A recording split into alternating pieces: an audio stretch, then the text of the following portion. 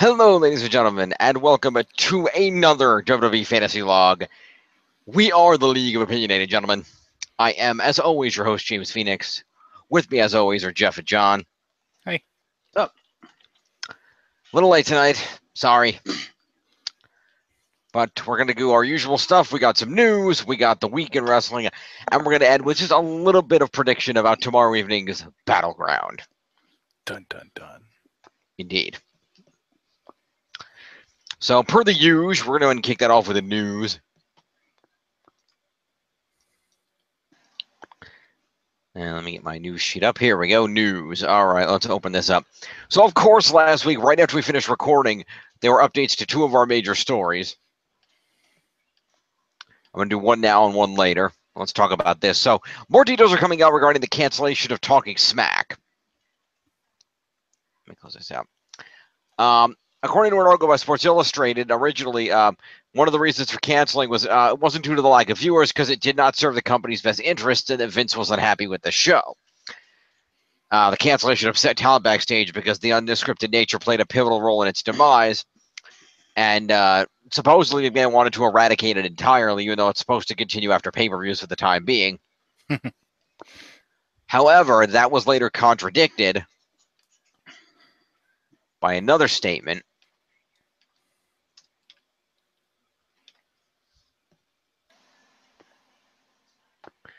stating that apparently WWE sources are denying that the story floating around that Vince hates the show, and that Vince doesn't even watch it, but gets a weekly report on each Wednesday. And apparently, going back to the ratings, were not doing well. Vince was apparently unhappy with the 7-Eleven show for the show of July 11th, and the show wasn't doing great numbers on the network despite being a first-run show. Supposedly, the only episode Vince was outright unhappy with was the May 23rd show. He was primarily unhappy because, and I don't know who made the decision, they didn't tell Vince, obviously, but he didn't think that upon their return from their hiatus between being drafted, that the New Day should have appeared on Talking Smack before appearing on SmackDown proper. I could kind of agree with that. Yeah.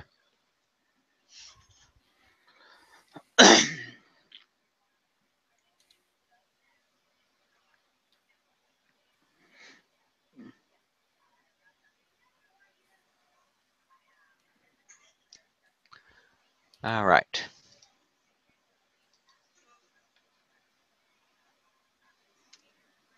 Moving on.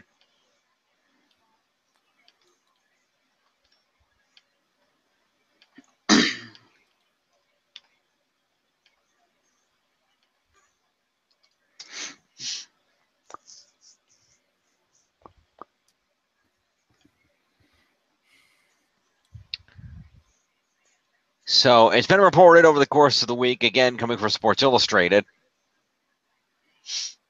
that Rey Mysterio has been negotiating for a wrestling return with both WWE and GFW.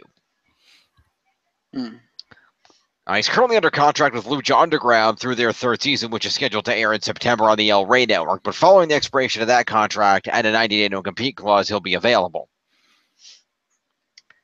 He's currently 42 years of age, so he's not young, but he's publicly stated he's open to returning to WWE given the opportunity. And however, following up on that, somebody else may have gotten there a little quicker. Okay. Because follow-up report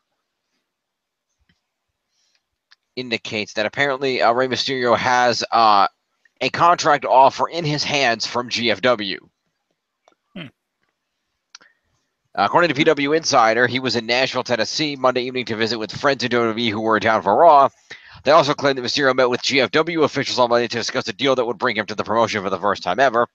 Specific deals are not available. However, report claims he has a contract offer in his hands. And so we'll have to see where that plays out.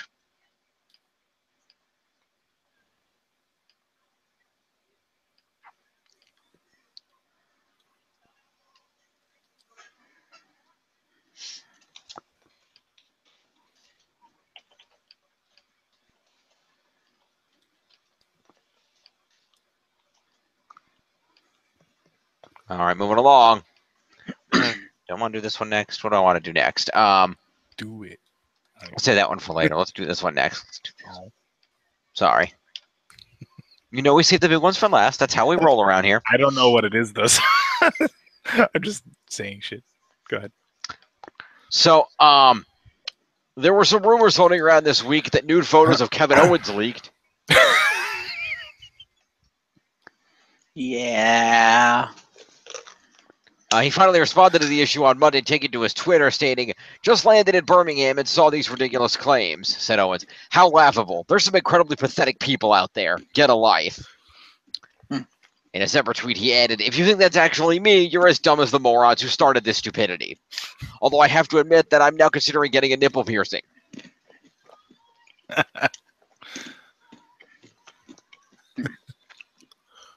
So apparently not Kevin Owens.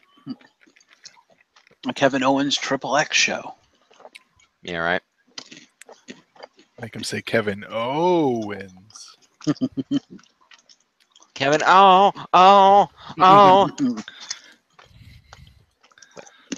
Let's see.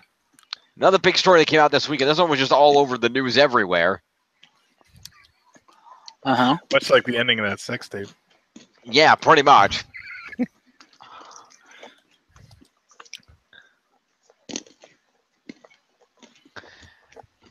But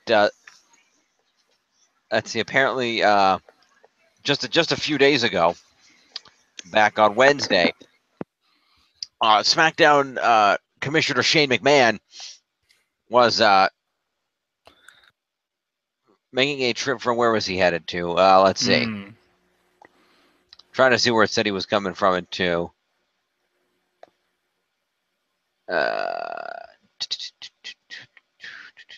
He was traveling from Manhattan and was headed for supposedly a family visit heading south when the helicopter was forced to make an emergency landing in the ocean. The pilot, Mario Regettin, said he heard a strange noise and it became clear he couldn't keep flying the chopper, so he made a soft emergency landing.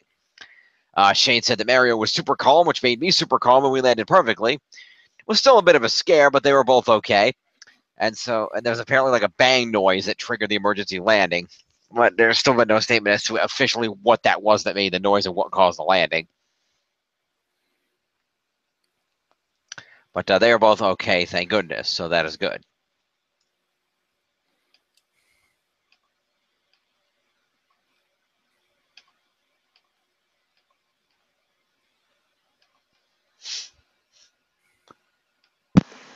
I'm not going to mention the follow-up to that. I'm going to follow up. We'll continue to go here. So let's see. It was about 10:25 a.m., half a mile offshore, near Gilgo Beach on Long Island, New York, by the way. Shane said on Twitter in response, "I'd like to thank the man upstairs for looking out this morning, and thanks to pilot Mario, Suffolk County Marine Bureau, and Fire Island Coast Guard." Shane added in the interview, "Everyone is safe and sound." He said, "I'd like to thank our pilot Mario, who did a heroic job of landing us safely in the water, the Suffolk County Marine Bureau, who were the first at the scene, and all the lifeguards who came out to assist, and the Fire Island Coast Guard station. Everyone is safe and sound. I look forward to seeing everyone at Battleground in Philadelphia this Sunday."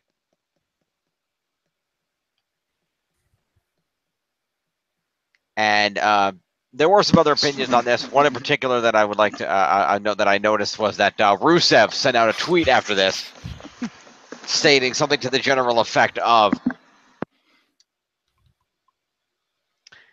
"This is what happens. You don't watch the videos I submit. You glide in the water."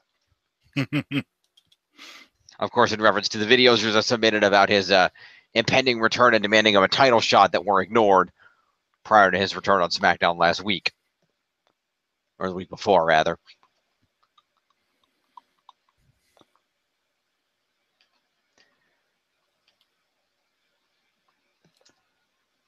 All right, what else? What do we got? Am I the only one who wants Rusev to actually win that flag match against Cena, and in doing so, gain Cena's ability to bury anyone he wants at any moment in time?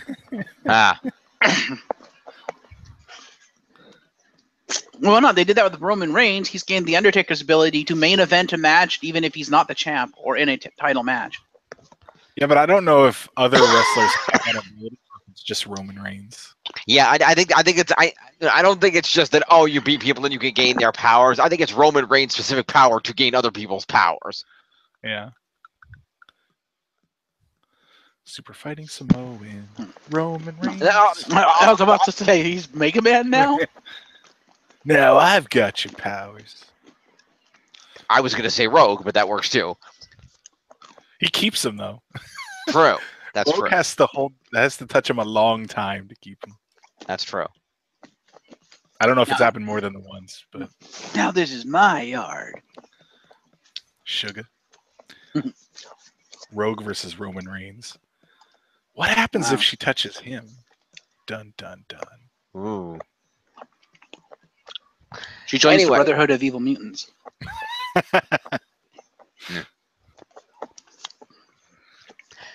Anyway, just a minor note here worth mentioning that WWE did declare their quarterly dividend today. Okay. And apparently the dividend is currently at 12 cents per share for all Class A and B shares of common stock in the WWE. So a little bit there. A little bit of profit. Yay? We want WWE to make money so they keep making shows for us to watch and score, you know? Do shit all over? That too. Well, I wasn't going to say that out loud, but yes. You wasn't going to say that out loud, but yes. Precisely. What else we got here? Mark Henry is, for all intents and purposes, retired. That guy. Yeah, so whoever has him probably needs to replace it. He's, for all intents and purposes, retired as active wrestler. He's indicated that his role in the company is being transitioned from talent to employee within the next few months. So presumably he'll be working in the back. I'll probably be like a trainer or something. Also, and we're going to get to that in a second, but I have to, and I might as well use this to transition into the deities. I have to imagine this has something to do with the Hardys. But it's worth noting that most of the new contracts that GFW has signed with its talent includes two stipulations. One, where the company will receive 10% of all independent date money. Whereas another stipulation specifies that talent would not receive anything if the company sold merchandise with their likeness directly. Wow. That's kind of bullshit. No merch. No merch residuals. That's kind of bullshit. That is kind of bullshit. Have fun having no talent, Jarrett. They're all going to go to WWE now because at least WWE is like, no, we'll give you merch sales. We don't care. Sure, here's money. Have fun. I think of a percentage, yeah. Yeah, Vince is like, you want merch residuals? Checkbook. Yeah. There you go. There's your merch residuals. Yeah, but here's the thing. For Vince to pull that checkbook out first, you have to get yourself over enough to have merch. Yeah. True. But almost everyone has at least a piece of merch, and they do get residuals from that. Yeah, but even if you don't have a lot, you're not going to get that much. I mean, if you show up and you're like, Elias Sampson, you're not going to have merch right away. No. But in which case, that rule would not affect you. But if you get merch, it will still affect you, and WWE is still the better place at that point because at least you're getting something, more than 0%. Yes. All right, so... And also with WWE, you're with a company that, will actually fucking pay you. That too. Moving along, Sports Illustrated story has clarified what was going on between the Hardys and GFW that broke down last week.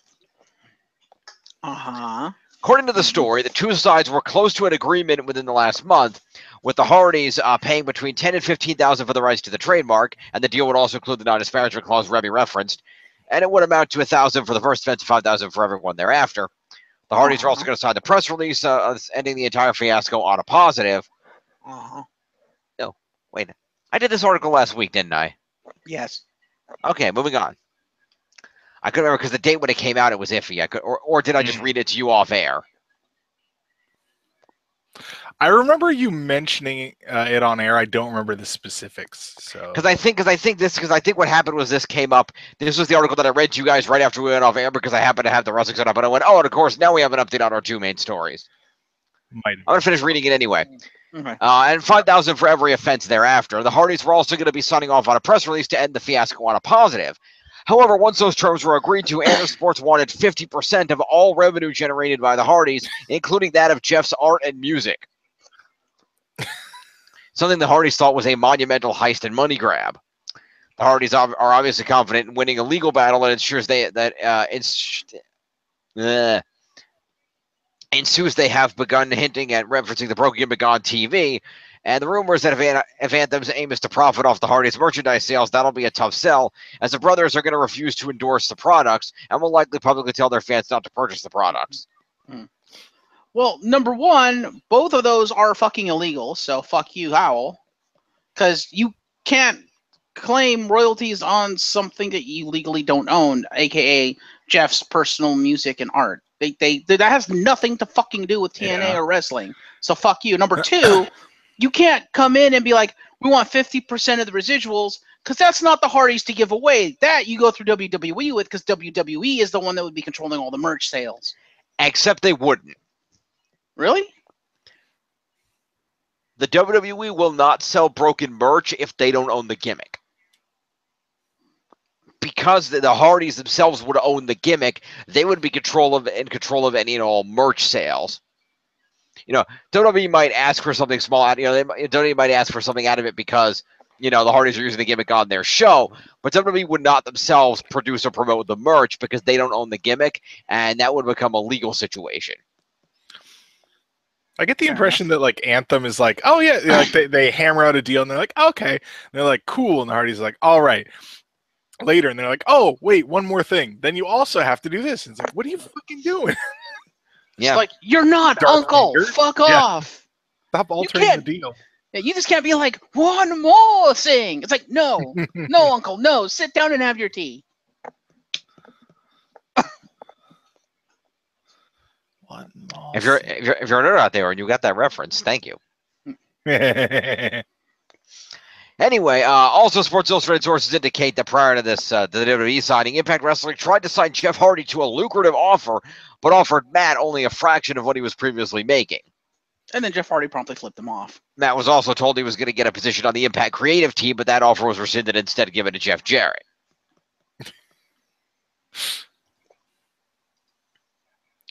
Hashtag fuck that owl. Honestly, the Hardy Boys should get on the phone with Rey Mysterio before Rey fucking signs anything. Be like, dude, don't do it. Just don't do it. No, don't do it. Probably, but eh.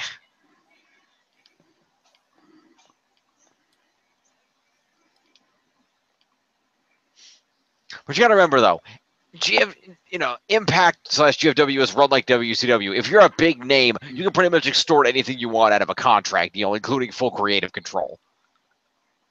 Yeah, we saw how well that worked out for the Hardy Boys. Yeah, well. Also, you can extort anything and everything except actual money because they're fucking broke. That too. Which is the big number one reason to go with WWE, because they're not fucking broke. They can afford to pay your ass. This is true. Yeah. So let's continue. And as far as Ray's concerned, Vince likes you, so you're not going to get fucked the hell over. And there's a actual cruiserweight division now, which you can help run. Maybe not by the time he gets there, though. Yeah. Yeah, but if they sign Rey Mysterio, that might be impetus for Vince to be like, you know what? I'm not getting rid of the cruiserweight division. Mm-hmm. That would be nice. Yeah. By the way, I wasn't going to mention this in the news, but I'll mention it briefly. If you go out there and check out Austin Aries' Twitter account, since we're talking about cruiserweights, if you check out Austin Aries' Twitter account, he shaved off his hair and beard, and he put up a picture of him with all the shaved and wearing the sunglasses. He was holding his banana. And he put up the tweet with a post of his picture. He said, "Wow! First, it's revealed that I'm the long-lost twin brother at Pitbull, and then Jason Jordan is Shane McMahon is Kurt Angle's son. Whoa!" I know you meant an actual banana. Just yes, he's sitting there holding his banana. He had an actual. Yes. People know his banana. It's on the logos. It's on all of his merch. For God's sake. I was like, oh, maybe he wasn't Kevin Owens in the sex tape. related to know, you could get Austin Aries merch of his logo and the banana fruit logo, along with his new book on dieting, are now available. So check that out.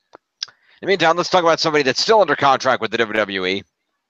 though possibly not for much longer. No, not her. We're going to get to that. Because I know what you're thinking, but no.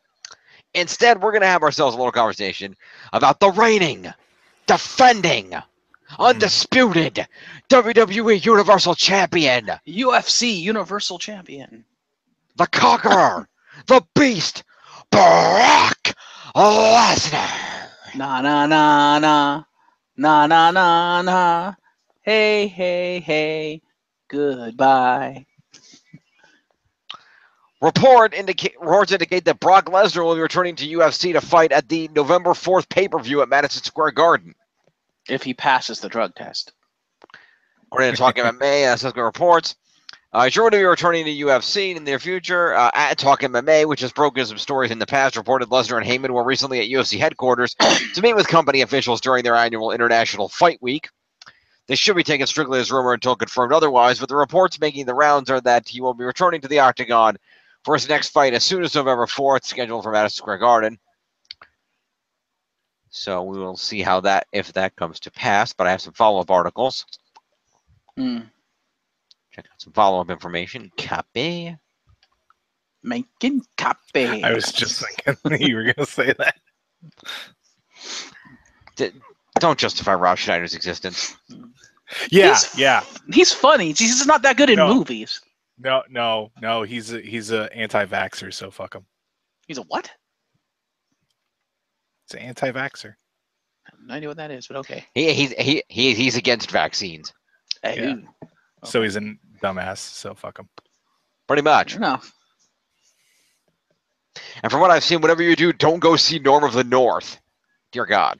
I don't even know what that is, but I'm gonna. It's a shitty animated movie where Rob Schneider voices a polar bear. Ah. It's apparently hot garbage.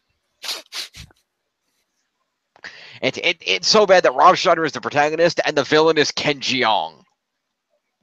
That just sounds terrible on paper. It's a horrible ass movie.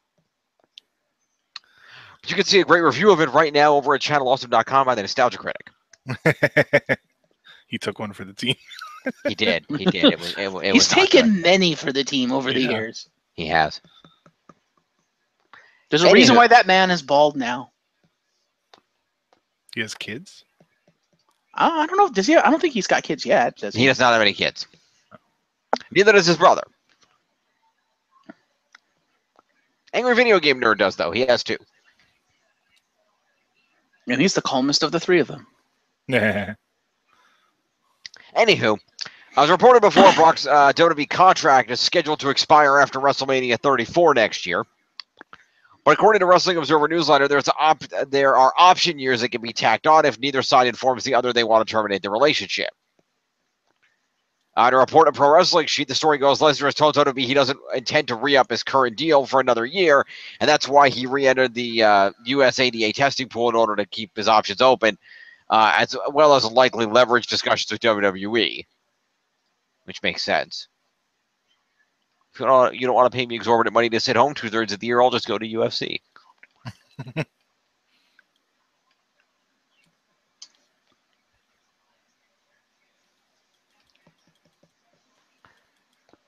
Oh, I had these in the wrong order. Yeah, so Dave Meltzer reported that Brock was going to leave after WrestleMania 34 to go back to UFC. Brian Alvarez followed up. They didn't need 2 and 2 put together where he's leaving because he's going back to UFC. The impression was that he wants to do huge money UFC fight probably at the end of the year, make a ton of money, finish up his contract with WWE, and then he'll just be done. And just 40 years old, just not be in any company and just be retired. So we'll see if Brock heads in that direction. That would be fine because he could just go work on the farm. That's probably what he would do. And it's also worth noting, interesting, that based on the time frame of things evolving here, that will be the perfect time frame for John Cena to evolve into the new Brock, where he shows up every so often, gets people over. Evolves into the new Brock? Yeah, into that position of being, he's not quite there yet. Digivolve too. He's not quite there yet. Again, evolve into the new Brock? He's kind of there. Yeah, a little bit. Right now, he's more the new Undertaker. No, he's kind of the Brock. He goes off, makes movies and shit, comes back for a little bit to make people look good, and goes off and makes more movies, and presumably in the very near future to make kids with Nikki Bella. That's not Brock. That's The Rock. No, the difference is The Rock never comes back. The Rock Lesnar. There you go. Anywho, Also, the difference is WWE doesn't pay The Rock unless he actually shows the fuck up. that is true. Although they probably do because they sell his merch, and I'm assuming he gets residuals on that shit. Well, he gets residuals on that, but he probably doesn't get paid like the salary that Brock does as an actual talent, because The Rock probably isn't actually considered a talent unless he's actually there. The Rock's probably on a Legends deal. Yeah, not like Brock. No, Brock's not on a Legends deal. Brock's on a more active deal. Brock's deal is special. Yeah, Cena's effectively on a Legends deal. Kind of, yeah. So we have another interesting story that broke this week. This is kind of neat. Yes, here, hang on. So we can find a good image here. Yeah, this one will work, I suppose. Is that kind of, sort of, I guess? Maybe. Okay. It's hard to tell what the hell's going on here. Sorry. Maybe you should have read this shit before we went on the air. No, it's not that. I'm trying to get an image so I can show something to you guys. Oh. I'm just trying to get a decent image to determine what's actually in the image. Oh, that's okay. That makes more sense. Okay. Maybe you should have had the image preloaded? No, it's okay. There's different ones. The problem is I'm trying to find one that is the most inclusive of what I want to show off. And I guess it's going to be this one. This will be good enough, I suppose. This isn't all of them, but this is enough to give you the idea. Oh, you won't let me link it through Google, you bitch. Fucking ProWrestlingSheet.com. Again, maybe you should have preloaded the image before we went on the air. I probably should have, but I didn't, so screw off. That's an ad. Go away, ad. You can show us the ad and get us banned off of Google. No, I'm not going to show you the ad and get us banned off of Google. Fuck that. There we go. View image. Okay. About damn time. So, for those of you who might not have heard this week, these are now a thing. WWE fidget spinners. Oh. Close. Oh, yeah, I saw that one of those videos for that. I give you the new WWE and Mattel have teamed up along with Toys R Us to create the new girls product line of what are effectively WWE Diva Barbie dolls. You realize we're no longer looking at the image. What do you mean? Oh, because I put the thing up. It's an article. Right, I forgot. You're going to have to memorize it. No, I'll be fine. I'll just open it in the other browser. Sorry. Hang on. Hi, Flo. Yeah, there's Flo. There's an progressive. Anyway, there you go.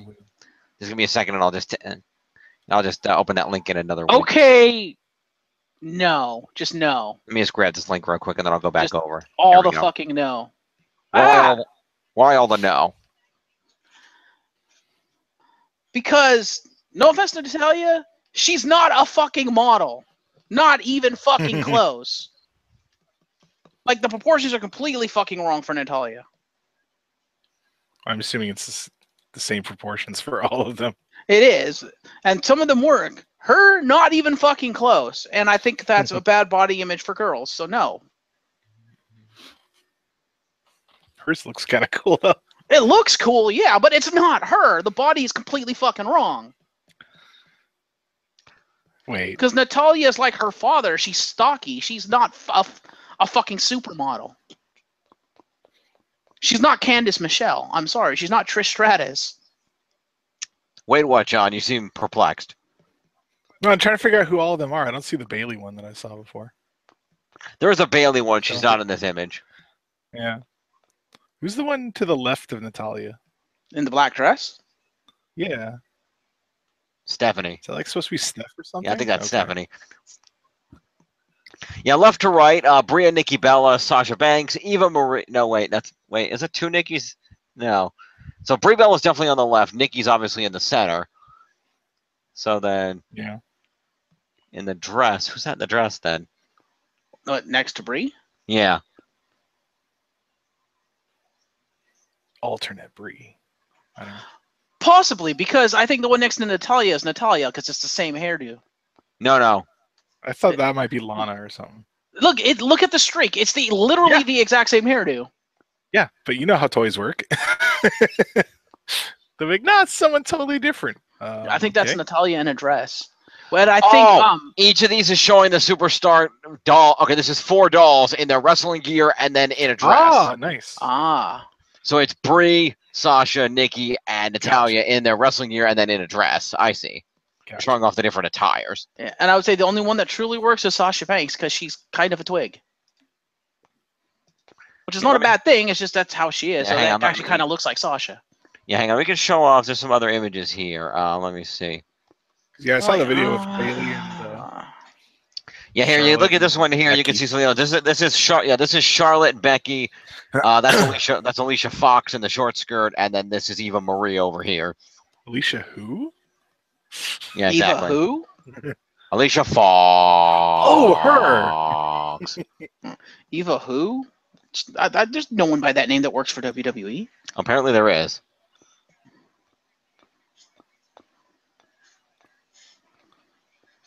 Yeah. Yes, there are many of these dolls. There are many of these dolls around. There's a whole line of them. I haven't seen a full list of the whole line, unfortunately. I don't like that because it's like they're saying to young girls, it's not okay to be muscular. It's like, well, fuck you. Nah, it's fucking... Error 1011. Jim broke the interwebs. Anyway, let me see here. Let's see, where the hell is this over here? All right, let's see. El Segundo, California, launching a girls' product line that features the first ever fashion dolls of Nikki and Brie Bella, Sasha Banks, Natalia, Charlotte Flair, Becky Lynch, Alicia Fox, and Eva Marie is the line. To leverage the popularity of WWE's female superstars and give its sizable girl fan base a new way to connect with their favorite brands. The new Superstars product line, which was revealed today at San Diego Comic-Con, offers fans an original, well, today being yesterday, 2 days ago, sorry, Friday at San Diego Comic-Con.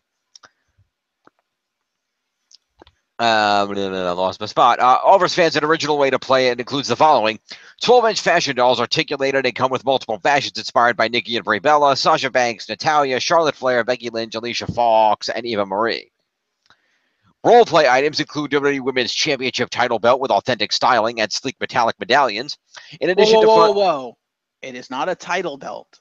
Vince McMahon will fucking kill them for saying that. Yeah, well. It is the Women's Championship. It is not a belt. It never is, it was, or will ever be a belt. Well, this is WWE's own press release, so. They're gonna someone just got fired. Because didn't Vince McMahon ream Michael Cole for calling it a belt? JBL, not Cole. JBL, yeah, somebody. Yeah. Anyway, in addition to fun accessories like a Bayley-inspired headband and Sasha Banks' legit boss rings. Okay, then. Action figures that have deluxe articulation and bold ring looks that include a superstar's iconic accessories. This is the first time the female superstars will have a fashion doll and role-playing line, in addition to the action figures inspired by their in-ring characters. The dolls will be available for pre-order online only at ToysRUs.com beginning on Monday, and exclusively at Toys R Us stores nationwide and ToysRUs.com in September. The launch of the first ever WWE Girls product line is a significant moment in the evolution of not only our female superstars, but our entire company, said Stephanie McMahon. We are honored to partner with Mattel to provide kids with another way to connect with our incredible female performers who inspire confidence and strength.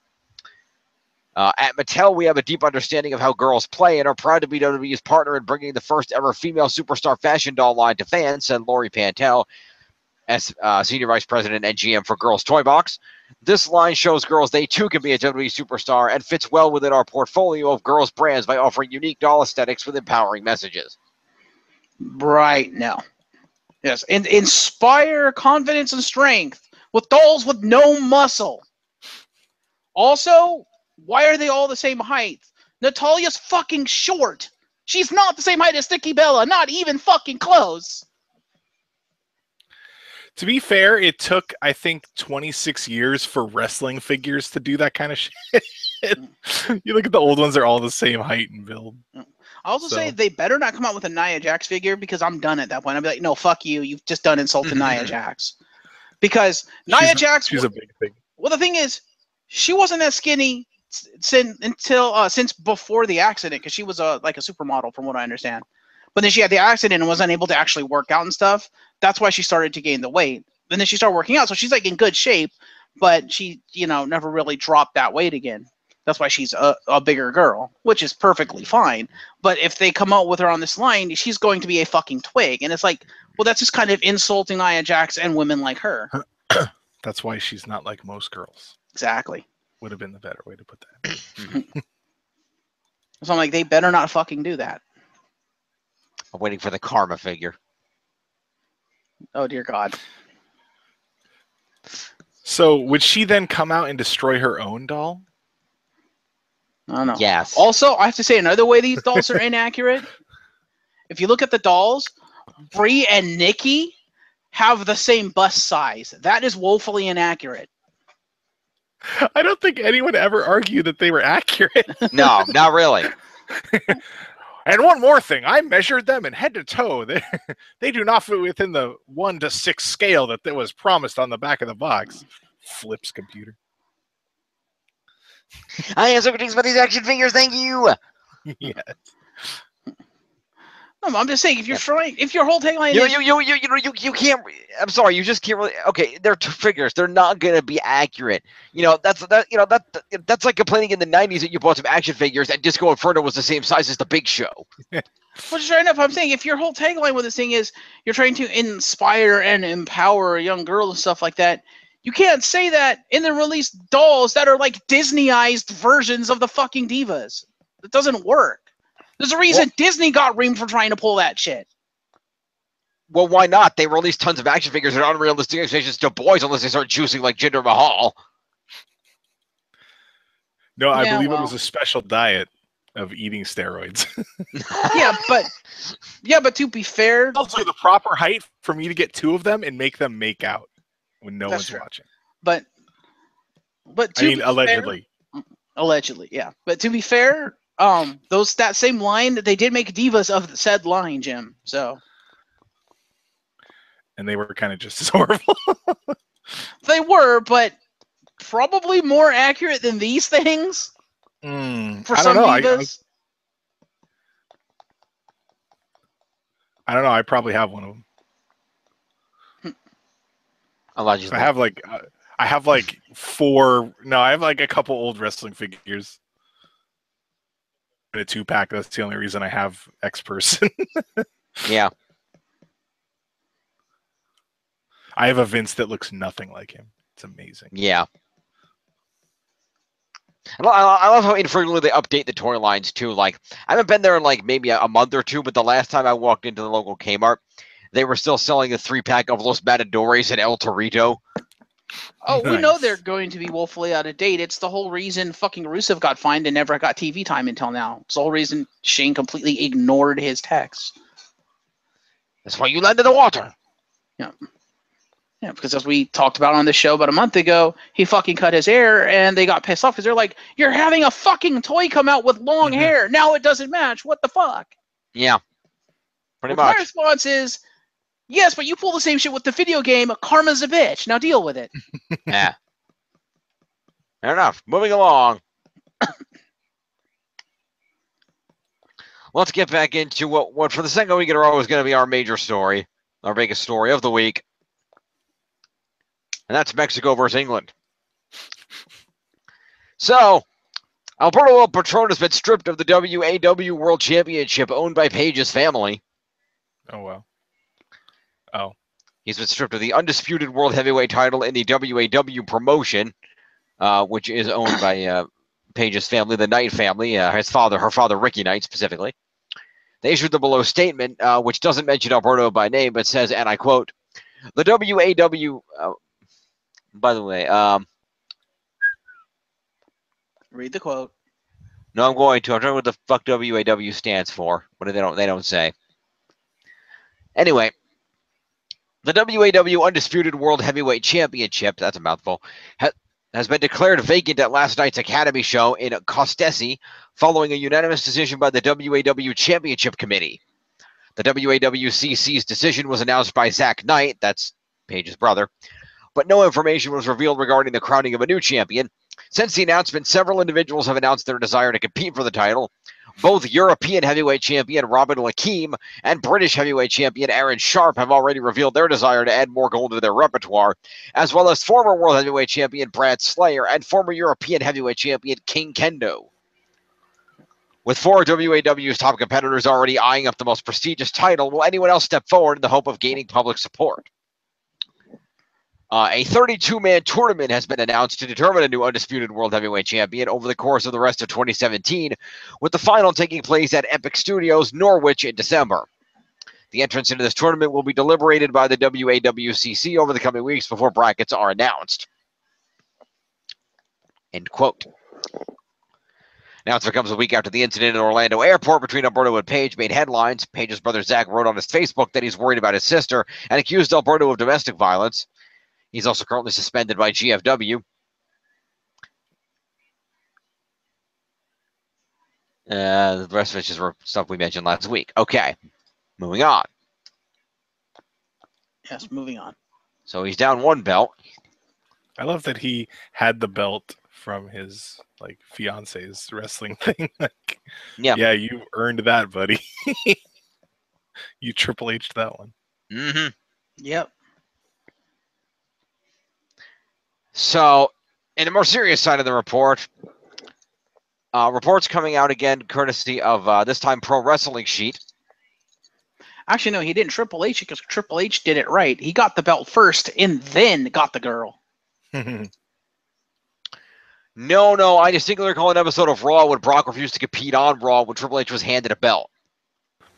Well, yeah, that was later, but he still earned the belt first. The first time he won the championship, he earned it first, so he earned the right to be called the champion first, and then he borked her. Yeah. And then he borked her. Yeah. Yeah. That's the new theme. Hashtag, and then he borked her. Anyway, report says Page is facing battery charges for the incident with Alberto. Court representative stated the following regarding the situation. OPD detectives have found that probable cause exists to charge Soraya Bevis with battery, domestic violence. Detectives have sent the information to the state attorney's office for review, and the SAO will determine whether to file charges in the case. WWE, are you still sure you want to make this movie about this woman? I don't think this fits within your policy of what you will allow to represent your company. Be a star, kids. And also, I would also say, Rock, are you sure you still want to produce this? Since, is this really what you want people to bring up when you're saying, I want to be the next president of the United States? I don't think you want this being brought up in the debates, dude. You hear that, Rock? He's threatening you to release this information. Just saying. Those things are fucking ruthless, man. They'll bring up anything and everything and anything to try to discredit everyone. I just would laugh so hard if he just came in the window behind you and just fucking rock bottomed you. Be like, oh, that was worth it. Yeah. I would too. I mean, wait, Dwayne, before you leave, can you sign my WrestleMania thing? I was working it, so I couldn't actually ask you, but I was like 2 feet from you backstage. Huh. Which is a true story. Yes, it is. Very fun. Very, very tall and big dude. Yeah, I can imagine. Oh, my. Not as big now, because obviously that was back when he was like Samoan linebacker Rock. Mm-hmm. Like, Rock is a little more svelte now, so. Yeah, pretty much. Still juiced to all high heaven, but a little more svelte. Okay, then. Speaking of things that Alberto is no longer affiliated with, Alberto El Patron also parted ways with the Combate Americas MMA promotion. The UFC co-founder Campbell McLaren and CEO of Combate Americas released an official statement saying, Alberto is a really good friend of mine, and his girlfriend Soraya, who is Paige, I'm sure you know, they become very close friends of mine, and when they are in New York, they come out to dinner with my wife and I. They are good pals. But what Alberto was telling me is that his first love is wrestling. You know, his father was Dos Caras, a very famous wrestler, and Soraya's family is third-generation English wrestlers. You know about her, right? And so what Alberto has said to me, and we haven't unveiled this just yet, but we can't talk about it, he's probably stemming back his official roles from Combate, and he's going to focus more on wrestling for the next year or two. So, And now no wrestling promotion will touch him with a 10-foot pole. So, yay, Alberto, you no longer have a career. I think he's reaching a point in his career when he knows that the physical demands of wrestling are not what he wants to continue doing, but I think he knows he's got a couple of years still left to keep maintaining his level of performance. It's a very challenging enterprise, and I think it's very, very hard on the body and difficult to do. Very physical, very athletic, so he's kind of asked me if he could step away and, with Saraya, focus on wrestling.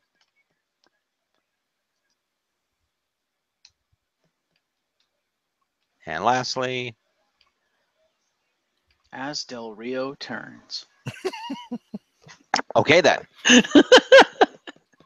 John got it.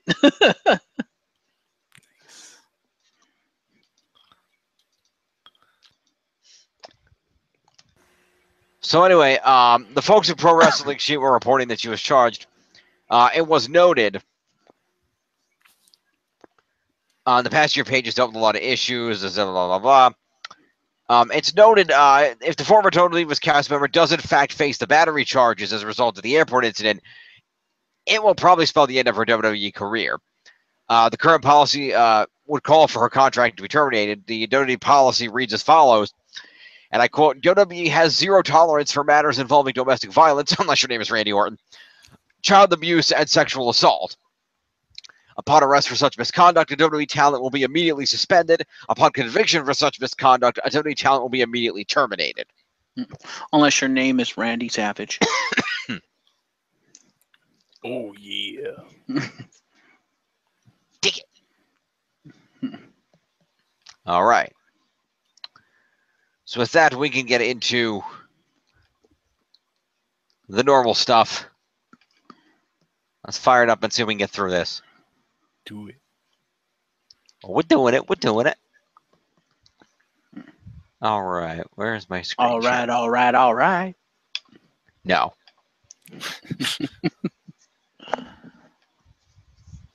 You are not at his level. You don't get to do that. You are not on my level. But what really is his level? Whoa. His level is starring in whatever movies he feels like and driving between them in a Lincoln. But he only drives between them in a Lincoln because Lincoln pays him to do so. That's true.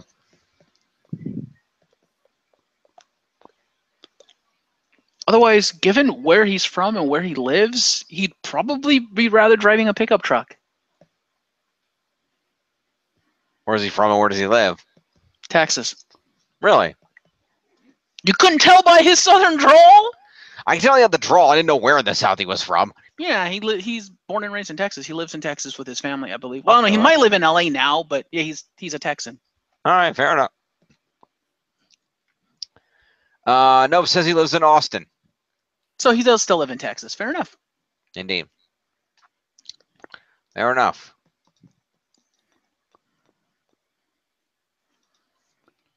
So anyway, as you can see from the scores here, still in the lead is Team Extreme 75-74, followed by my team Certified Battle Club at 67-08, and trailing in the back at 58-22 is Team Apocalypse. Woohoo. All right. Yes.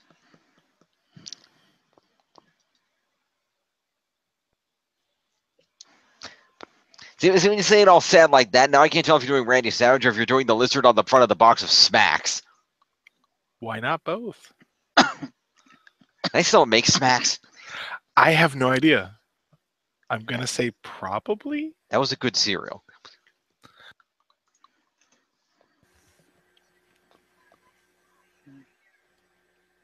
Anywho, let's go ahead and check out the leaderboards over here. Check out the leaderboards. Still in the lead by a nice margin is the Cruiserweight Champion and self-proclaimed King of the Cruiserweights, Neville. Neville. He's up at the Neville level.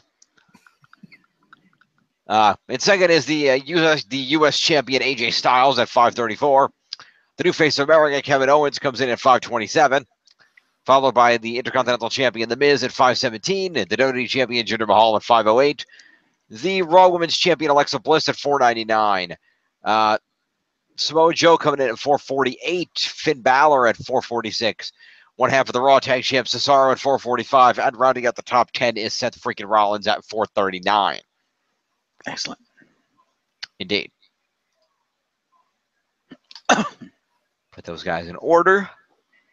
And I will go over here and grab the link for Raw. And we will proceed.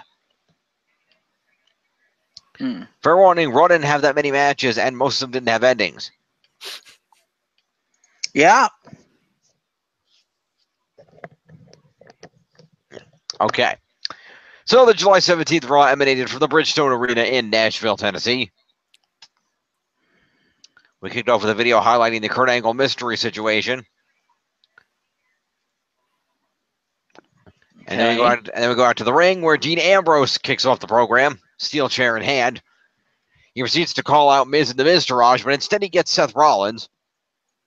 Rollins takes issue with Ambrose interfering in the match last week, and Ambrose gets in his face over the betrayal 3 years ago. Rollins apologizes and then apologizes a second time, saying he's moved on, and asks what it will take for Ambrose to move on as well. Rollins turns his back and tells Ambrose to hit him with the chair to make them even, and Ambrose contemplates it but throws the chair out of the ring instead. The Miz then interrupts and comes out to the stage saying Ambrose won't forgive Rollins, but he also needs Rollins in order to beat him. He says he's brought a welcoming party out for them, and with that, they're jumped by Bo Dallas and Curtis Axel from behind with chairs. The Miztourage get the better of them, and Miz takes Ambrose outside, throws him into the ring steps, then rolls him in the ring, and Miz then hits Rollins with a skull-crushing finale onto a steel chair. Ouch. He then delivers another chair shot to Ambrose at ringside and leaves with them both laid out. So let's see here. That's promo for Rollins and Ambrose. Yeah, it was a pretty damn good promo, too. Indeed. Especially from Rollins, who was like, look, I've never said this before, but I'm sorry, all right? I'm sorry. What more do you want? What do you want from me? It's like, wait, is this it? Is this it? Is this what you want? And he just turns around and he's like, and because Ambrose has here, he's like, do it. Do it, Dean. Do it. Hit me. That's what you want, isn't it? Hit me. And Dean's like, nah, fuck it. I said, it was a really, really good promo.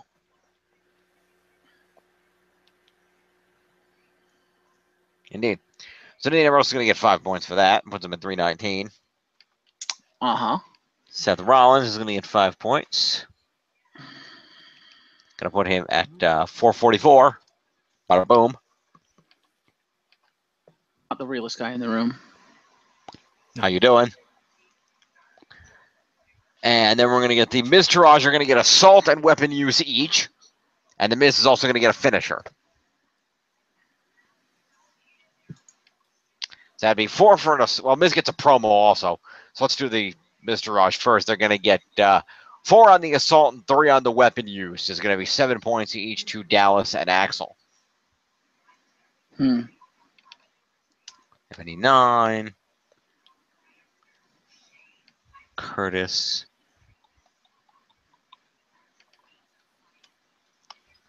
Then add 7 is 14, so 74 then. And then the Miz is going to get the same 7 points plus 5 on a promo. Is 12 points to the Miz. Oh, 1 for a finisher, 13 actually. So 530 for the Miz. All right. We cut to a commercial. We come back and the Miz is seen backstage walking away from an interviewer and exiting the arena. Okay, then. We then cut to the ring for Bayley versus Alexa Bliss. First match of the evening. It's a non-title. Bayley hugs a crying kid at ringside on her way to the ring.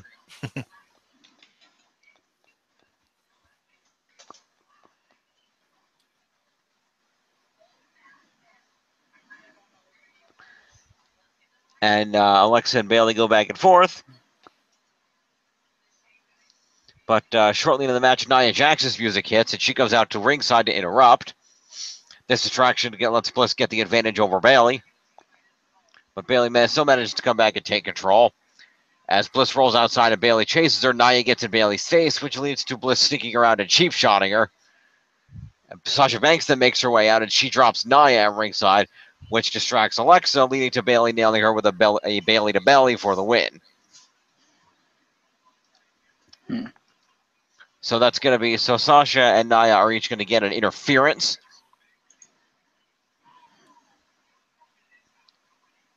That's 6, so that's going to be 82. Oh, and 6 for, let's see.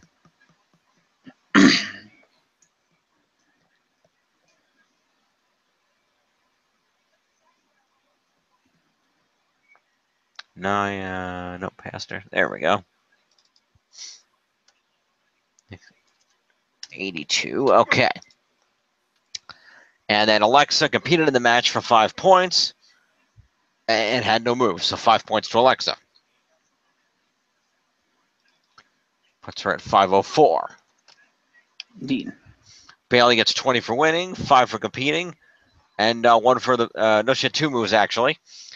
So that's going to put her at 27 points to Bayley. Woohoo. That's going to be 208 for Bayley. All right. Following this, we go to the announce table. Cole throws us to an SB Awards highlight reel where John Cena and The Miz were. Corey Graves checks his phone and abruptly leaves the table. Kurt Angle's backstage looking nervous, and Corey Graves is with him after a commercial. Angle says he's having second thoughts about going public, but Graves gives him a pep talk, reminding him that in the age of social media, the secret's going to get out anyway. You might as well just go with this. And we should hear it from you. And he says his friendship means a lot and appreciates it. We then cut over to another backstage area where Tozawa is is talking to Titus and Apollo. Daivari interrupts and asks where Tozawa's honor has gone and demands a rematch and then walks off.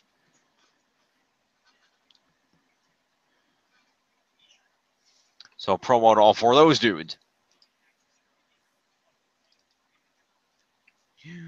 And it's 13. And are you Daivari?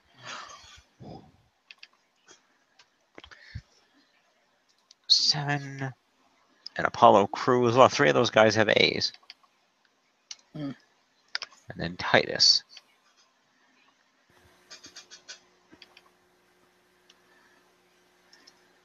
No, wait, wrong one. There we go. Okay.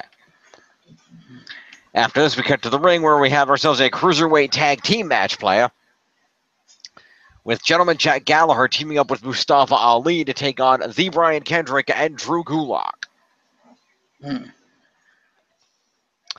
Kendrick acts like he's going to start the match and then immediately tags in Gulak. Gallagher beats Gulak up, but he manages to break free and knock Ali off the apron, then pummel Gallagher for a while. Gallagher mounts a comeback until Kendrick gets a tag, goes to work on him, but Gallagher headbutts the crap out of him, tags Ali, and Ali inverted 450s him into next week. Okay, then. So faces win. I'm okay with this since I get the victory. You do get the victory. So Brian Kendrick and Drew Gulak didn't have any moves, so 5 points to each of those guys.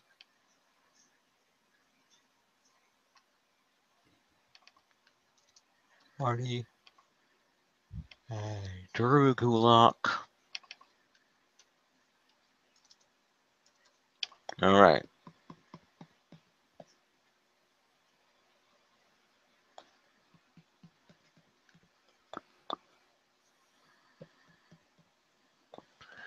And then the faces will do Gallagher first. Jack Gallagher is going to get 15 points for being on the winning team. 5 for competing is 20, and 1 for the headbutt is 21 points to Gallagher.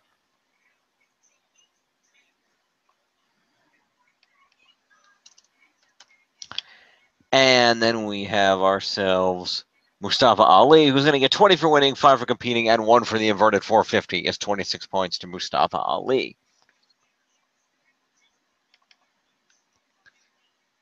8 would be 58. Okay. We then cut to Enzo getting ready to come out to the ring, and he then does so.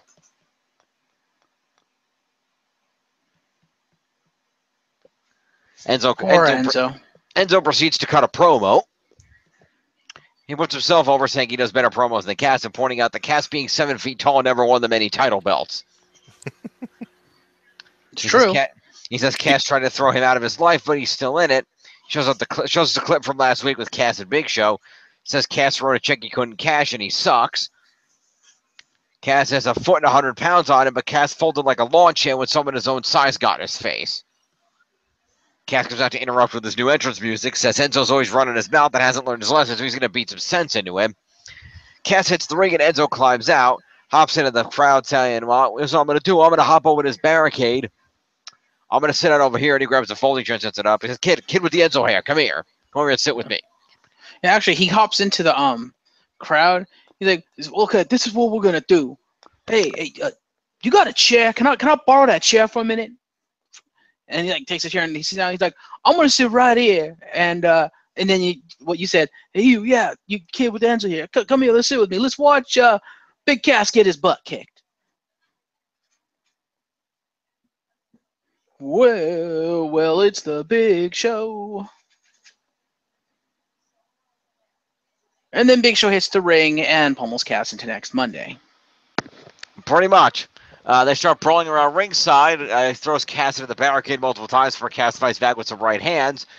Big Show power slams Cass on the floor. Then brings him in the ring and hits some chops. Cass goes back with a shot to the ring post and delivers several big boots and punches to Big Show. Enzo runs in, but Cass drops him with a boot too, and then Cass heads to the back as the two in the ring recover from their beatdown.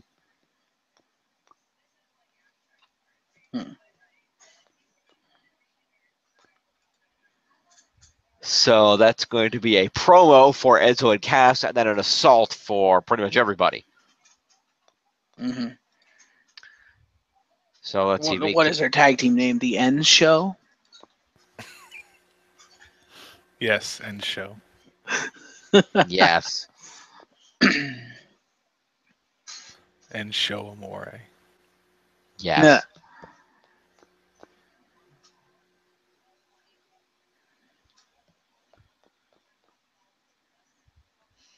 All right. This right here, this is Big Show.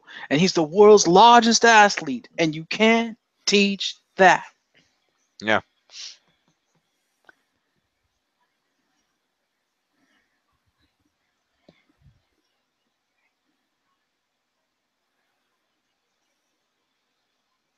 Anyway. Now I got all confused. Right. So Big Cass is going to get himself 5 for the promo and 4 for the assault is 9. 9. Which is what everybody's going to get pretty much. Except Big Show's only going to get the assault. So 9. So that's going to put him at 43. And then Enzo is also going to get that. Would he not also get promo points? I gave him promo. Assault and promo. Oh, okay. That's 9. 4 for the assault, 5 for the promo. Ah, fair enough. Maths, my friend. And then Big Show did not cut any promos. He's just going to get an assault. Yes. He lets his fist do the talking. 78. Okay. All right. So after this, Roman Reigns is interviewed backstage where he talks about how high the stakes are against Samoa Joe tonight in the main event to determine the number one contender to Brock Lesnar's Universal Championship. He says he's going to beat Joe tonight and then beat Lesnar at SummerSlam. Promo to Roman.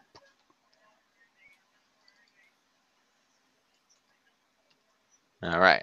Oh, look at that, John. We were right. You are the one with Mizark. Yay. I remembered something. You can now take Mizark off of Team Apocalypse. Apparently. And shelve him indefinitely. Yep. She's done. In the meantime, we cut to the back. Rollins and Ambrose are arguing about what happened earlier with the Miztourage, but Kurt Angle interrupts. He says, next week they can have any 2 members of the Miztourage in a tag match because he's got shit to deal with tonight and doesn't have time for this. And Ambrose kind of looks around and is like, 2? Just give us all 3. And Rollins hesitates a second, but it's like, yeah, all right, yeah, all 3, okay. So Kurt's like, all right, handicap match next week, you 2 versus the Miztourage. So promo to Seth and Dean. It's going to be 2-on-4. Maurice? Yeah. Let's see. Dean is here. Where's Dean? What they should have done to take the piss is when Angle had said, you versus any two members of the Miztourage that you choose, they should have said, okay, the two members of the Miztourage we choose are the Miz and Maurice. Huh. Anyway, so Dean Ambrose gets 5. So that's going to put him at 24. And then Rollins is going to get 5 points. Where is he? Didn't go down far enough. There we go. 449. All right. We then could go out to the ring where Finn Balor takes on Elias Sampson. Again. Sampson opens up by cutting a promo about his history in Nashville and music and is about to sing a song when he gets interrupted by Balor.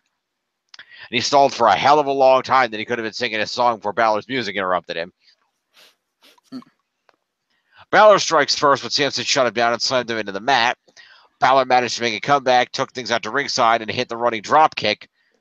And Sampson decided, you know what, fuck this, and decided to go Jeff Jarrett, just smashed the guitar into Finn Balor's head, which busted him wide the fuck open. Actually, what happened was he was aiming for the shoulder. He actually did hit Balor in the shoulder, but because he's no Jeff Jarrett, he didn't realize how big the guitar was, and so the bulk of the body of the guitar smashed him across the head. Yeah. By accident. And there was a nasty gash on his head, too. He was bleeding. Yeah, he's right like again. Right at the side of his head. It's not the pretty. question is, how injured really is he? Because, yeah, they're booked in a no DQ match this week. Yeah. So we'll see what happens. But, yeah, Balor was reported injured after all because of that. And it was a pretty big gash. So, yeah, Elias Sampson, you fucked up. You fucked up. That was a pretty huge fuck up too, like braining him with the things. Like, you're not Jeff. Number one, you're not Jeff Jarrett. Number two, that's illegal. To the corner with you. Yeah. So anyway, the trainers check on Balor as Elias leaves. So that's a DQ. Mm-hmm. So Balor technically gets a win on that. We'll do Sampson first. So Sampson got a DQ loss, so he loses 4 points. He'll get 1 point, 3 for weapon use. It's 4 points for Elias Sampson. Mm-hmm. So if the WWE Universe was on top of things, they would have immediately busted out into chants of "fuck that out, fuck that out." Okay. Jeff Jarrett. Yeah, but or slap nuts, slap nuts. That would have been better. Yeah.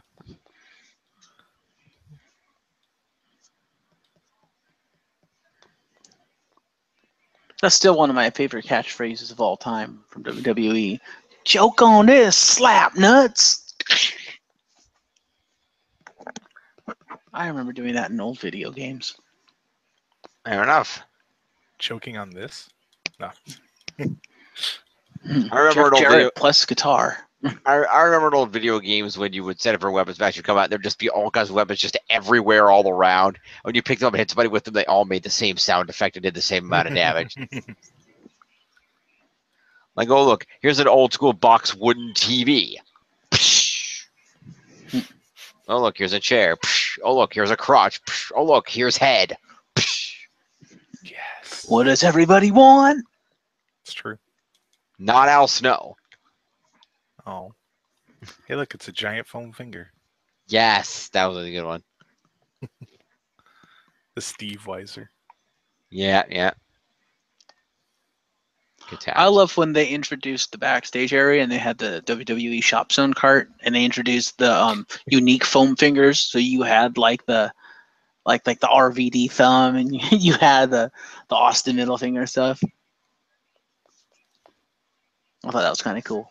Mm. Anywho, so Finn Balor technically won this match by an unintentional DQ. So that won't give any points for that, but he'll get 5 for competing, and he'll get 1 for the drop kick that he hit. So that'll be 6 points to Finn. Indeed.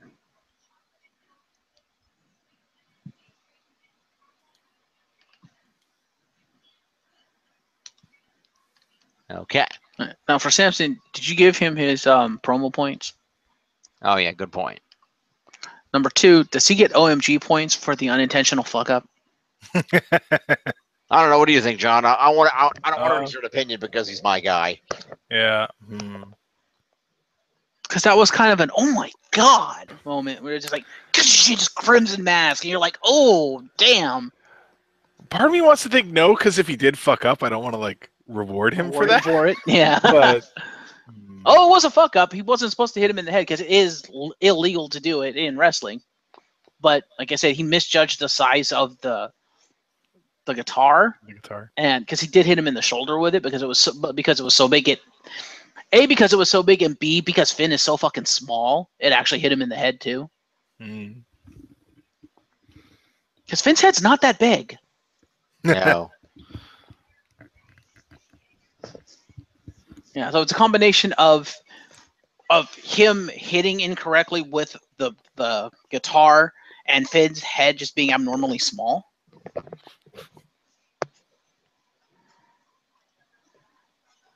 I'm fine if you don't want to give it to him. I just thought I'd mention it just because it did make me go, oh, God. Yeah.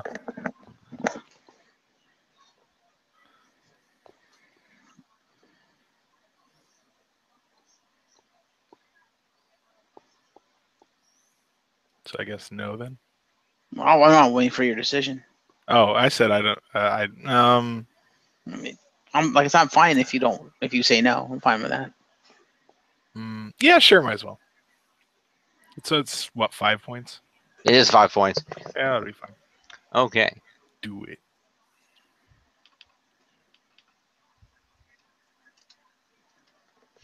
Okay. Oh my God! What a guitar shot! Because I'm gonna be honest. The fact that they blatantly there was blood, and they blatantly showed the gash. I'm wondering if he was supposed to hit him in the head, and it was just the breakaway guitar, and Finn bladed himself when he fell on the ground.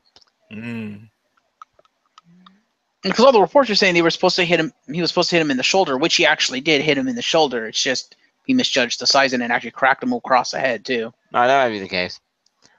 Because that's the other thing too, is if he's not supposed to hit him in the head, and because if he's supposed to hit him in the head, Finn would protect himself and he wouldn't be that bloody. But if he legitimately wasn't supposed to hit him in the head, Finn wouldn't have been protecting his head, and so it would have busted him wide open. Well, anyway, while Finn is being attended to by the doctors, Bray Wyatt appears on screen and laughs at him. In order to satisfy my soul, I need to inflict pain upon you. He said he needs to punish Balor, and he will enjoy it. After you get checked out for concussions. Promo to Bray. They should just start calling Balor the Concussionator. Why is Corey Graves already has that? This is the first time on main roster he's gotten a concussion. No, he's been out a couple times with concussions. Was it?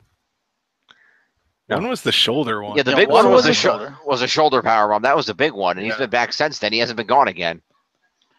He got a concussion once after he came back. Okay. Yeah, he's concussion prone.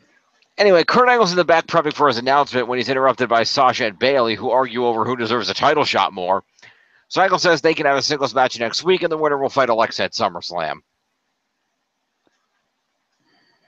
Promo to Sasha and Bayley.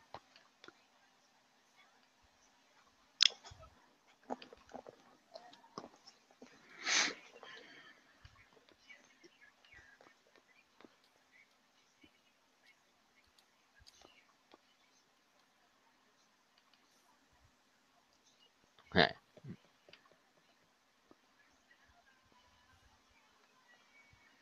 Battleground promo. We see footage of the Revival attacking the Hardys last week. And they do an interview where they say they're going to get the Hardys again this week. So Revival gets promo. Hot Dawson.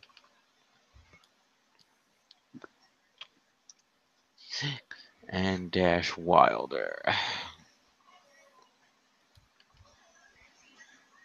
62. Dash and Dawson. Yep.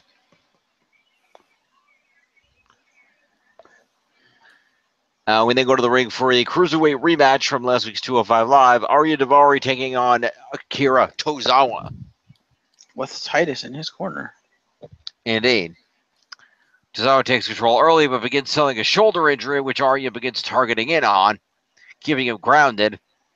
Tozawa tries to fight back, but Daivari just keeps hammering on that shoulder repeatedly. Tozawa does manage to hit some kicks and a suplex, but he misses the top rope move, and Daivari capitalizes with a running knee, and then continues stomping away on the shoulder. And Titus jumps on the apron and asks the ref to call for the bell to end the match, which he does. This leads to arguing between Titus and Tozawa after the bell. Though it's off-mic arguing, so I'm not going to count that as a promo. So instead, Arya Daivari wins by forfeit. Do we have points for that? I don't think we do. New rule. Yeah. Do we give points? Well, are we going to give points for a forfeit victory? Well, Titus is getting 5 points anyway for accompaniment. Yeah. I imagine just victory, but I don't. Why would you want to give like extra points or something? Or less points? Because.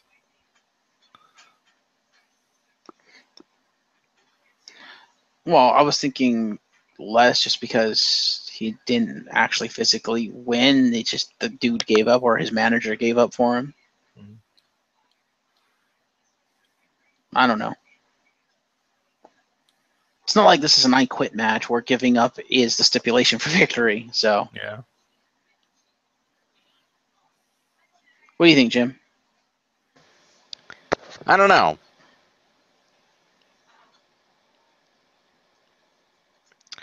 I mean, forfeit is kind of the equivalent of a submission, except that you're doing it of your own free will and not because you're in pain. Except Tozawa didn't do it of his own free will. True, but his manager did on his behalf.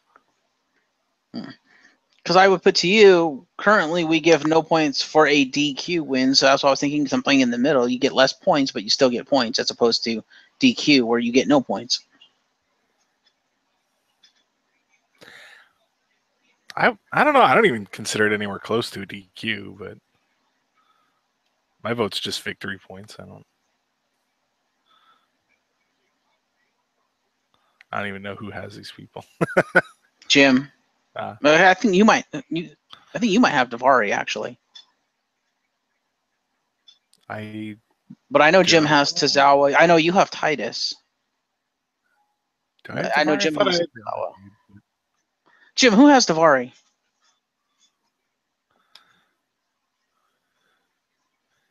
Alright, Daivari, Team Apocalypse. Yep, you have John. Daivari. Oh, okay. Oh, and you have okay. He has Tozawa, yeah. You have Daivari, No, I have no, Tozawa. no. I have Tozawa, you have Titus. Oh, okay. I was thinking of yeah. I mean, if we want to just say victory, that's fine, I guess. That's my vote. What do you think, Jim? Whatever. I don't really care. Helpful. Fine, just make it victory then. What can I say except you're welcome? No. Just no. Stop it right there. No. You're too late.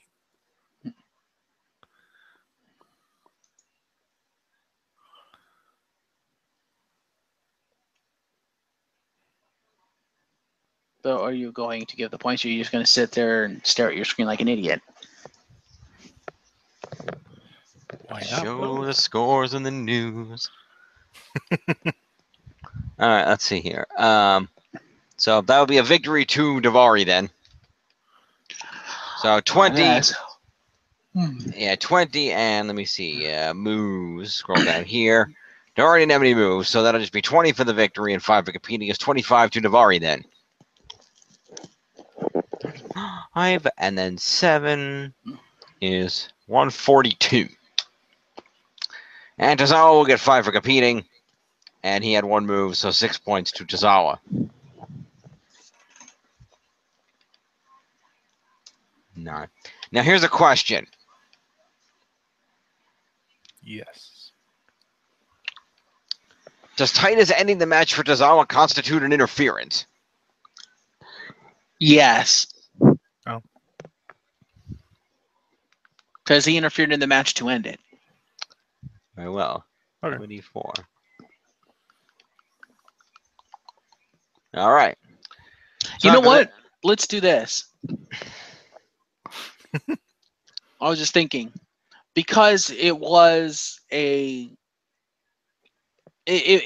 forfeit by manager as opposed to the superstar themselves.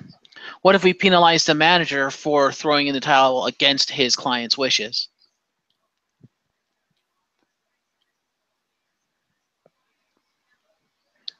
So that way the victor still gets his victory points. And because I feel because of the circumstances, there needs to be some sort of penalization somewhere. But Titus probably stopped Tozawa's arm from being ripped out of its fucking socket. Well, that's what he said he did, but it still constitutes an interference, and it still constitutes against his client's wishes. Yes, but the thing is, as a contracted manager, his responsibility is to his client's best interest, not their wishes. That's true. Whatever.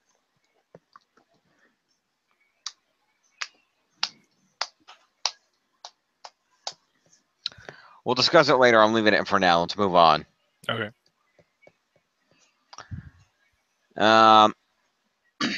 Let's see here.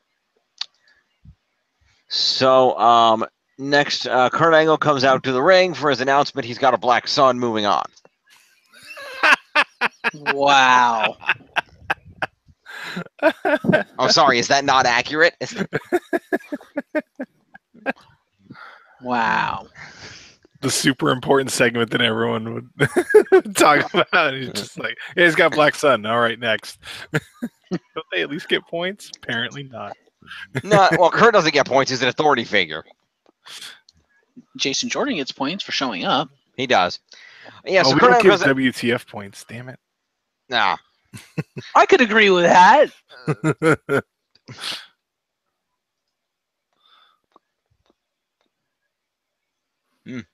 Anyway, so Kurt Angle comes to the ring, gets to the mic. He apologizes for being so distracted the past few weeks, and saying he's glad his family and employer both support his announcement tonight.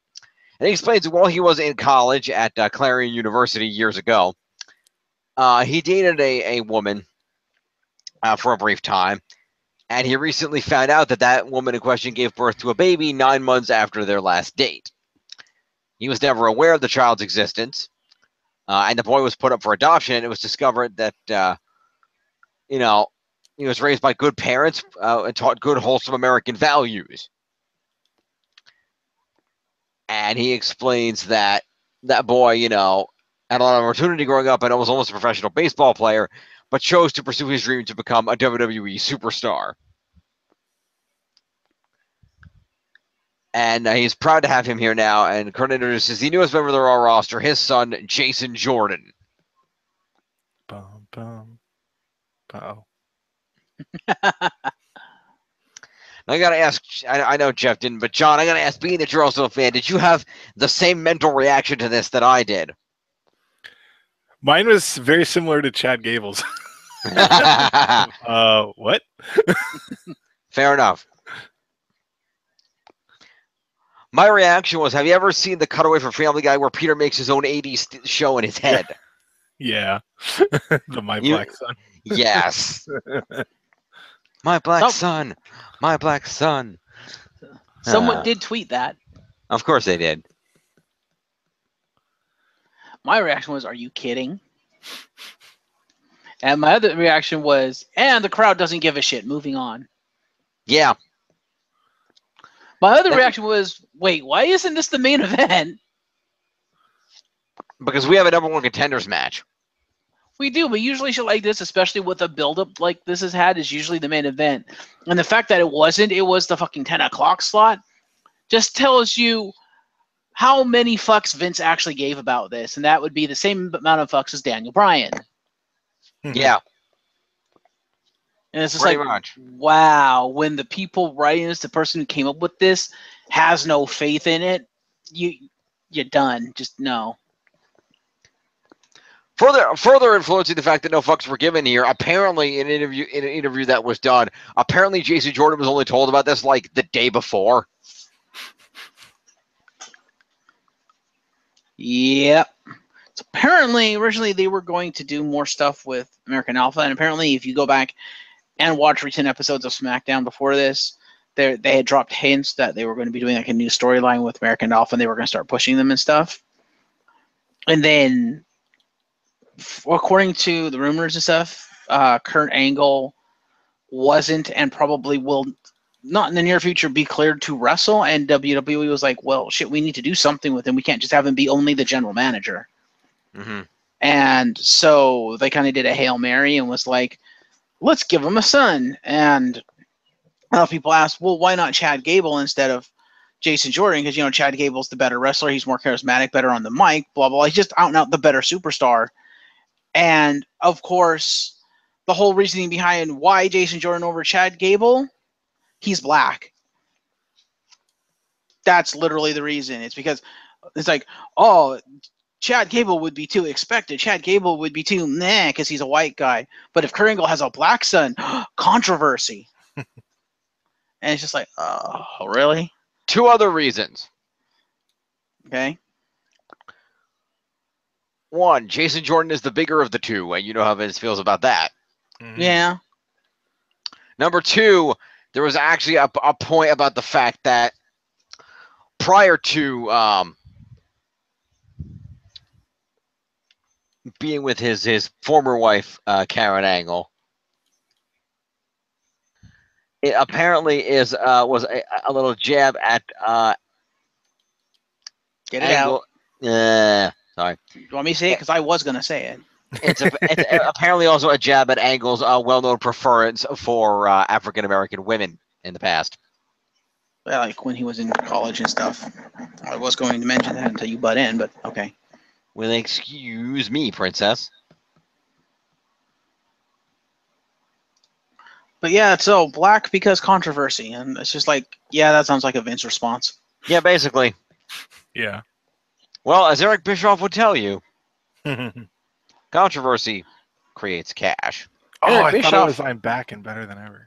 There's that too. Apparently, Eric Bischoff didn't watch this week's Raw, where the crowd clearly didn't give a shit. Yeah, well. The crowd clearly gave as many fucks as Vince McMahon, and that's not a good thing.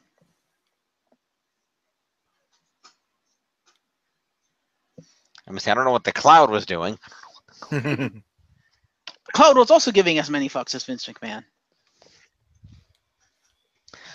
The cloud was trying to burn out its own retinas after somebody uploaded nude pictures of Kevin Owens to it. Wow. Yes. But Anyway. yeah, it's like, why WWE? Why? Because why not? Because oh, sorry.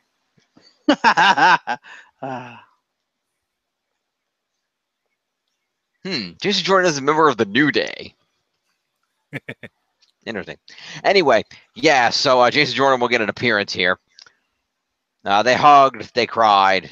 Oh, Jim, Yeah, you need to change Jason Jordan to Raw. yes, I will do that. All the tag teams, they're all going away. What's a They tag are. team? That's about right.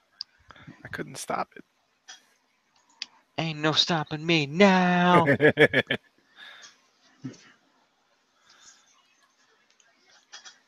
I still miss him.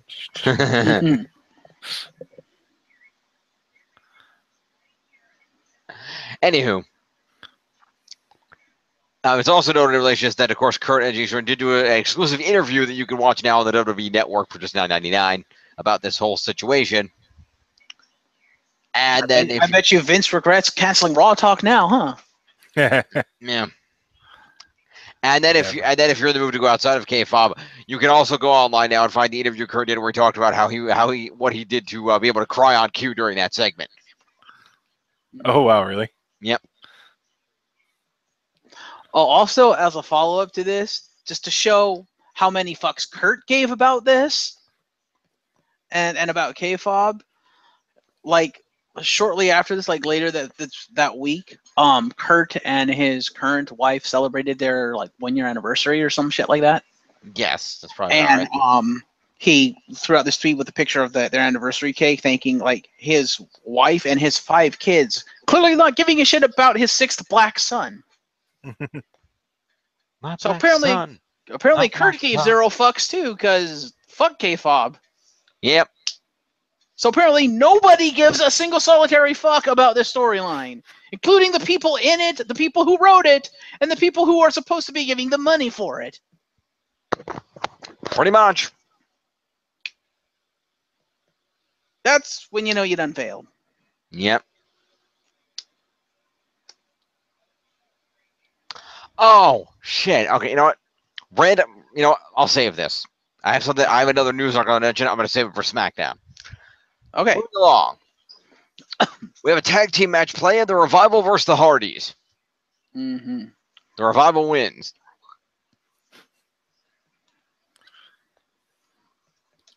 Hashtag sad face. The Hardys jumped the Revival before the start of the match because they're faces.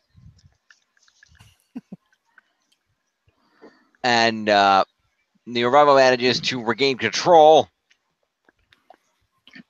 And yeah, but they managed. Basically, the Hardys take back control and hit a Whisper in the Wind.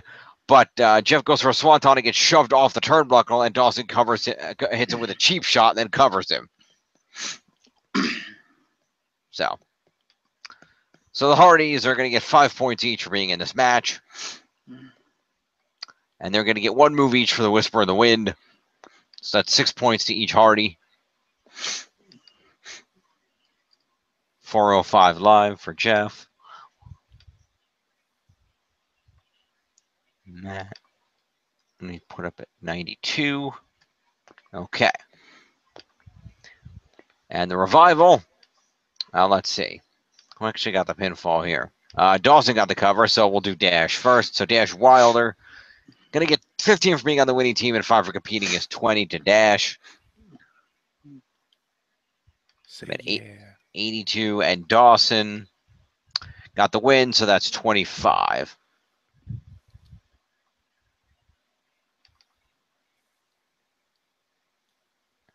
$91. Okay.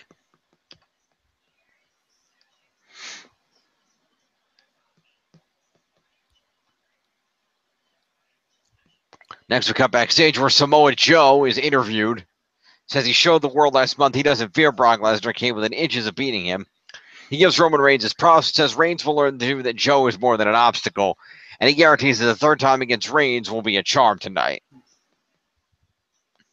Promo to Joe. 53, okay. Michael Cole throws us to a video package about the Special Olympics. Dana Warrior was there. Titus is backstage with Tozawa and apologizes for getting the match called. Says he was thinking of Tozawa's future, and Tozawa says Titus better get him a rematch with Daivari on 205 Live tomorrow night. Mm-hmm. Promo to Titus and Tozawa.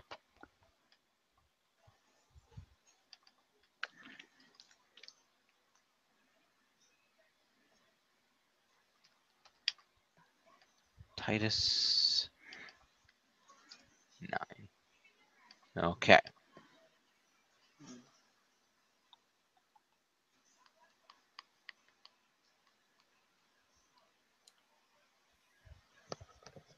Okay. Next, we announced next week Elias Sampson is going to face Finn Balor in a no DQ match. Mm-hmm. Then we have our main event of Roman Reigns versus Samoa Joe for the #1 contendership to the Universal Championship. Yep, and this pretty much ended exactly how we said it was going to end. Yep, they beat the hell out of each other for a while. Roman takes control after a Superman punch and a 2 count. When Braun Strowman's music hits and the Monster Among Men makes his presence known, he proceeds to beat the shit out of both of the men in the ring, despite them trying to double team him with a coquina clutch into a Superman punch. And Braun just beats the shit out of them and leaves them lying as he walks away. I'm not finished with you yet. Yep, pretty much. So the match was a no contest because they got attacked. Fuck you, Strowman. I guess. So on a no contest ruling, we have up here, that's 5 points to each competitor in addition to their match. So that's going to be 10 points to Joe and Roman each. Roman had 6 moves, so that's going to be 16 points to Roman. Plus a post-match assault, technically, so that's 20 points, Roman.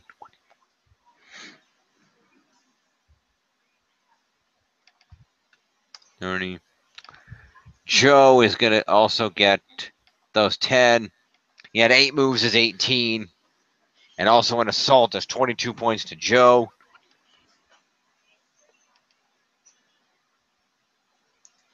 $475. And then Braun Strowman's going to get assault. And he's going to get a finisher and he's going to get some finisher and evasion points of 5. So 5, that's 9. Does he get assault twice for assaulting 2 men? I don't think so, but I don't remember. Okay. In that case, 9 points to Braun. No. I agree. Unless they were like 2 separate segments or something. Right, 9 to Braun. So that's going to be 2 is going to be 297. All right. Thus endeth Raw, as we see Renee setting up for the Kurt and Jason Jordan interview on the network as Raw goes off the air. Let's go over here and So check I the have scores. to wonder, since they split them up, are they going to give Jason Jordan a new theme song? Or Chad Gable one of them? Could be. Because I know he came out with the American Alpha theme song and Titantron stuff, but they got to change that if they're going to go solo on different shows. Yeah. More than likely, yes. Okay. They'll probably give Jason Jordan an Angles theme song. He'll probably come out, dude, you suck. You suck. Maybe. So let's take a look at the scores. Still in the lead at 76-49 is Team Extreme, followed by the Certified Valor Club at 68-32, and at 60-31 is Team Apocalypse. Team Apocalypse.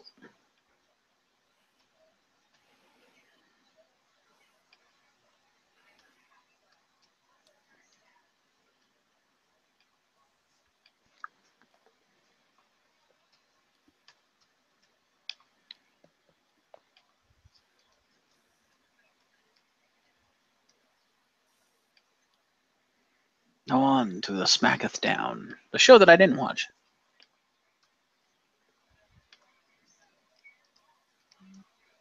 I'm blind on this one. All right. It's all on you, Jim.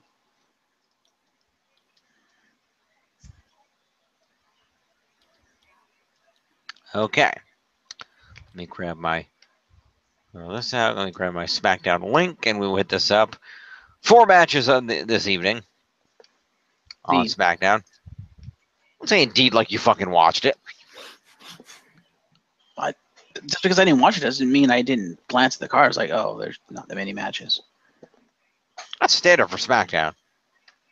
Sometimes. So SmackDown is coming from the Legacy Arena in Birmingham, Alabama.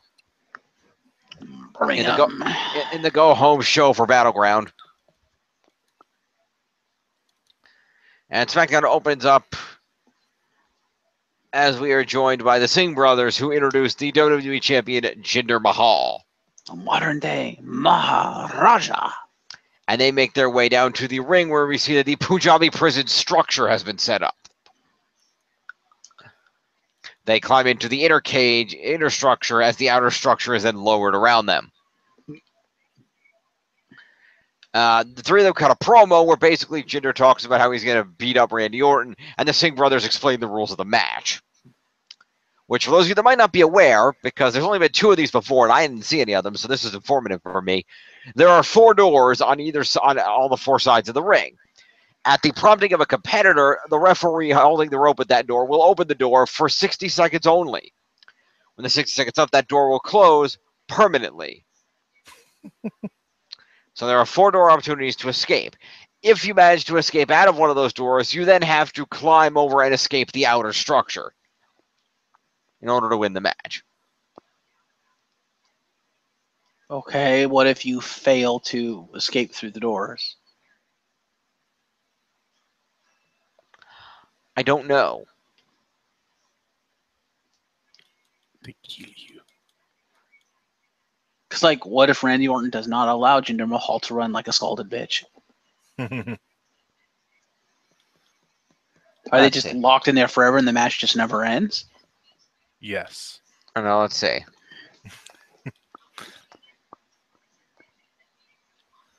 To win, a superstar must escape both cages. Well, duh. Maybe you just have to. I don't know. Go ahead. I'm trying to see it here.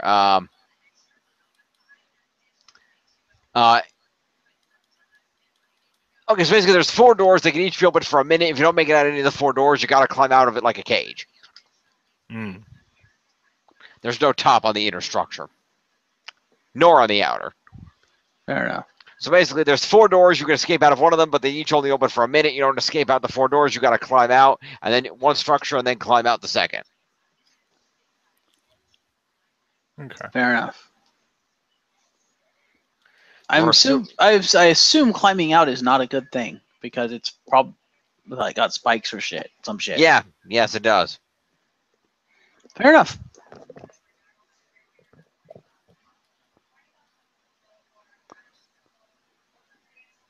Yeah. Outside.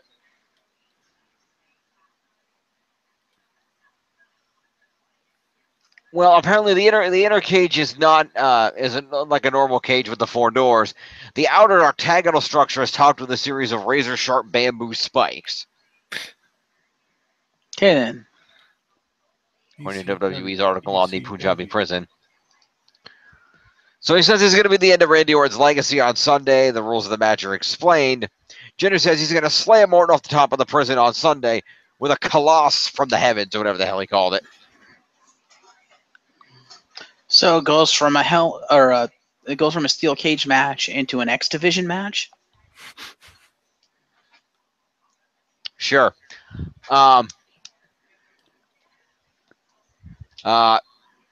Jinder then talks to his native people in Punjabi. Of course he does. The crowd chants USA at him. Of course they do. Of course they do. Orton's music that hits and he interrupts. Of course it does. Of course he does. He says the Singh brothers are the only reason Jinder took the title in the first place. And on Sunday, Jinder will make the mistake of locking himself alone with Randy Orton inside the Punjabi prison structure. Because see, Jinder, and as Orton is saying each part of this promo, he's climbing the outer structure wall. Pausing to cut promos while kind of hanging from it. So you made a mistake, Jinder, because on Sunday, I have nothing to lose. You took my title. You've insulted my family. And assaulted my family. Now I'm going to take something from you because I'm going to come into this structure and I'm going to, and I'm quoting here, I'm going to leave your jacked up ass for dead. Nice. Okay then. And I will take the WWE Championship, and Randy Orton throws up his arms in his pose while sitting atop the outer structure, avoiding the spikes carefully. So Randy Orton is the Vulture now? Sure, why not? It's kind of similar to what he said in the movie. Ah. You remember that? The whole car scene? Yep. Yeah. I will kill you and everyone you love. By the way, since they announced it earlier today at Comic-Con, am I the only one who kind of really wants Michael Keaton to show up as Thomas Wayne in the Flashpoint movie? That'd be interesting. That'd be kind of cool. But if they do that, then they have to go with Tom Holland's idea with Spider-Man. Yeah. You know what that is, right, John? No. He wants Tobey Maguire to play Uncle Ben. Okay. He's only a decade younger than Marissa Tomei, and they can age him up with a little makeup. Remember, they went with the hot young Aunt May for this one. If they do that, they need to get Andrew Garfield to play Norman Osborn. No, that'll never fly. That's a no. That's a no. Harry Osborn, on the other hand, I would believe. No, because Harry is supposed to be the same age as Peter. They're supposed to be like best friends, even though he has Ned in this one, but still. True. And so that would never work for the same reason why people don't like him as Spider-Man. Right. Because he's old as fuck.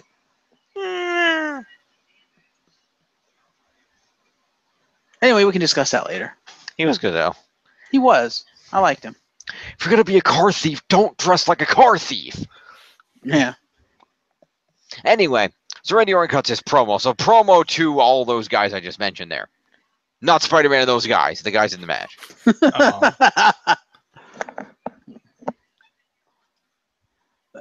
I do have to say, that was a good line. I think Tom's was better of, what are you doing this for? You're a billionaire.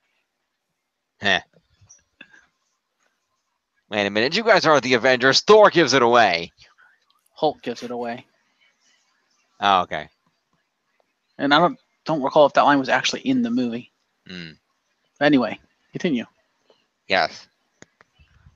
So where is... So who was involved here? That would be Jinder Mahal.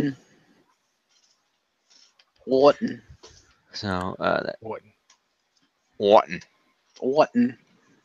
And the Singh brothers. I don't care which is which. Racist bastard. Think about it, they do the same shit. It doesn't matter. But that's like caring which Uso is which.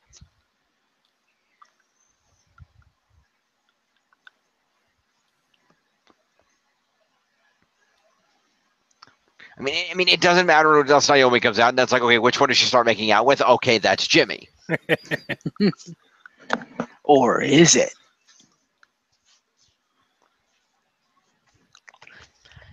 Anyway. I mean, if we can't tell the difference between these two brothers, what makes you think she can? And it's not like she values lights. Her entire gimmick is glow in the dark. This is true. Just saying. Anyway, Orton. Yeah, I did that. I gotta get the other Singh brother here. You think she makes Jimmy wear those glow-in-the-dark condoms? Yes.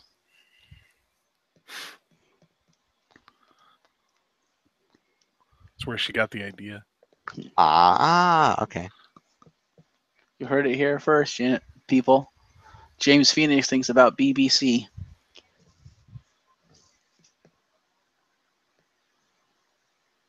No. Hey, you're the one that brought it up. Number one, Naomi's the black one. Jimmy's not, so fucking racist. Number two, yes, Naomi's very attractive.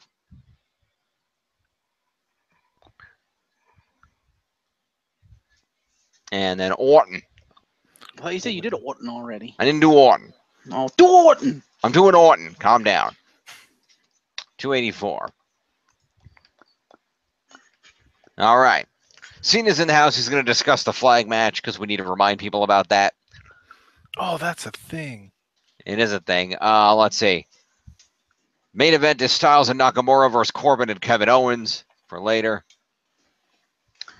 But next, speaking of the Usos, we're going to have Jimmy taking on Kofi in a one-on-one match with of course, with the other folks at ringside. And they go back and forth on this. Kofi gets control and gets a series of offense in near the end, but he hits a flying crossbody on Jimmy for pin cover, but Jimmy rolls through it in his own pin cover and gets the win. Mm-hmm. And as some people mentioned, and I actually kind of agree with this, WWE kind of fucked up. Okay. The Go Home episode should have been the rap battle. Yeah. Not, match we've seen a billion times. Like we don't care. Yeah, well. It was probably where it fit into Wale's schedule. Potentially. Yeah. Yeah, a lot of people were saying this SmackDown was shit for a go home to a pay-per-view. Yeah. I can agree.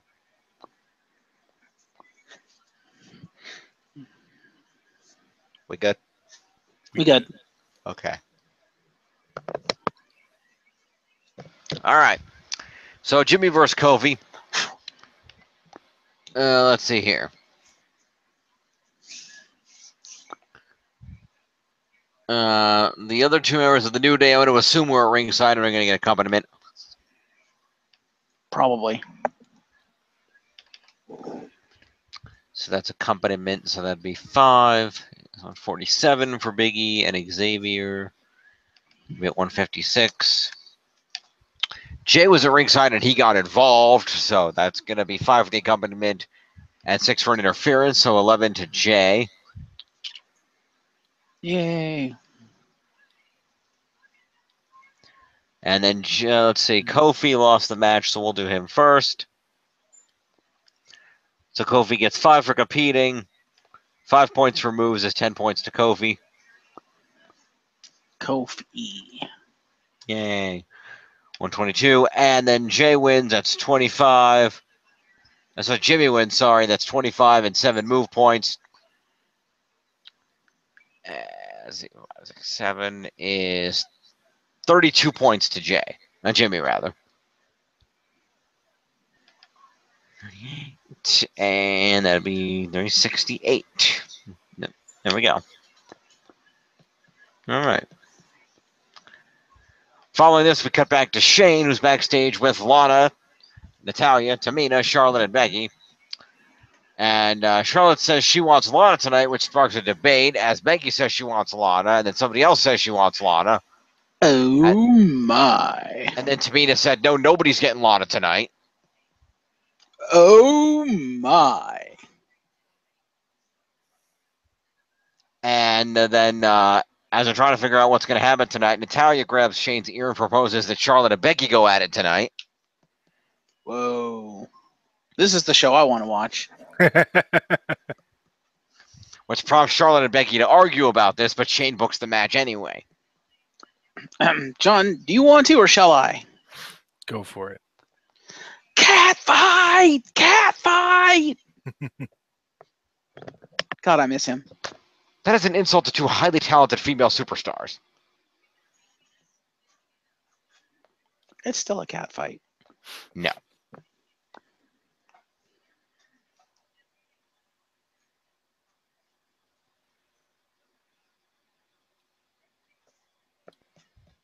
That entire bit just gave the internet all it needed to produce a porn parody.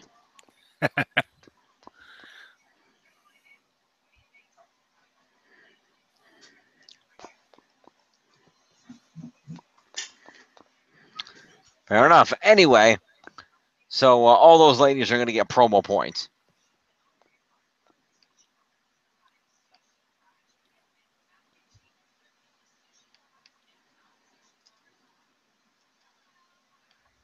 Talia and Lana. And Becky and Charlotte.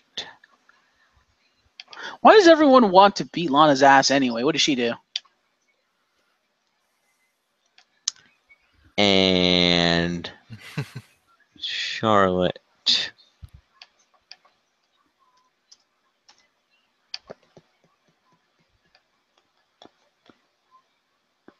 Oh, this thing on? I don't remember. She keeps trying to get title shots? I don't know. I suppose. Yeah. Oh, did they ever say why they all want a piece of her? Jim, hello? Well, I think Charlotte and Becky wanted a piece of her because she cost them their match last week. Okay, that's fair. I don't know why Natalya did.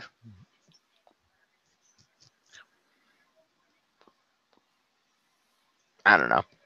Anyway. I give points to everybody. I Charlotte don't and know. Becky. Tamina. I got Lana. Natalya. Did I get to me? I think I had everybody. Okay, moving along. Put up internet browser. I don't care why they want to get it on. Just let them get it on. All right, easy. Anyway, so next we go to a commercial and we come back to the announce table recapping the Kurt Angle announcement from Raw, and then a one-on-one interview of Renee Young with Chad Gable,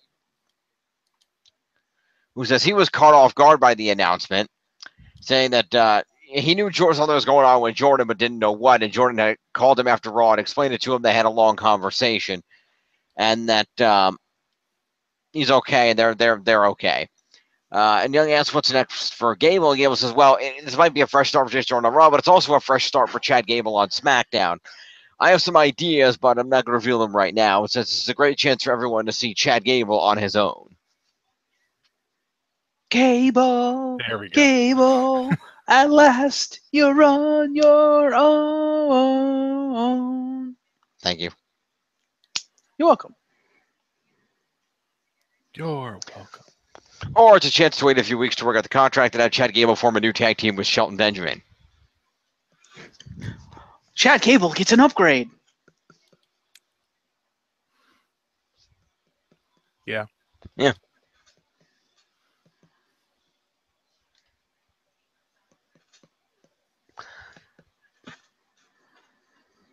Anyway. I still say if they bring Shelton Benjamin back, they need to bring back his mama. No, they will never do that. It was a great bit, though. It was, but they won't do that. No. Unless they hire a new actress.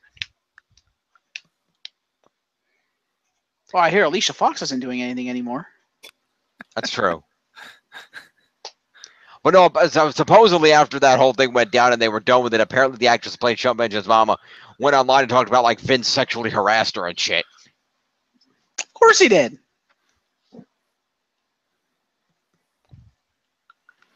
That's what he do. It He is. got tips from Kurt Angle.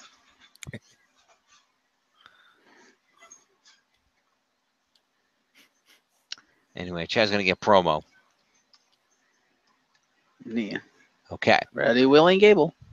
Rolling on, we go out to the ring for a one-on-one match between Sami Zayn and the currently debuting Mike Kanellis. Sami Zayn. Loses. Yes, he does. Sucks to be you. Maria comes out to ringside with him, his lovely wife. Of course. This is the power of love. And Zayn starts out in control, dominating a large portion of the match until he goes for a haluva kick, and Maria jumps in the ring and uses herself as a human shield to protect her husband. Without par for the course. And as the ref is ordering Maria to leave, Mike cheap shots Zayn with a sucker punch behind his back and then hits him with a Samoan driver that he calls the power of love for the win.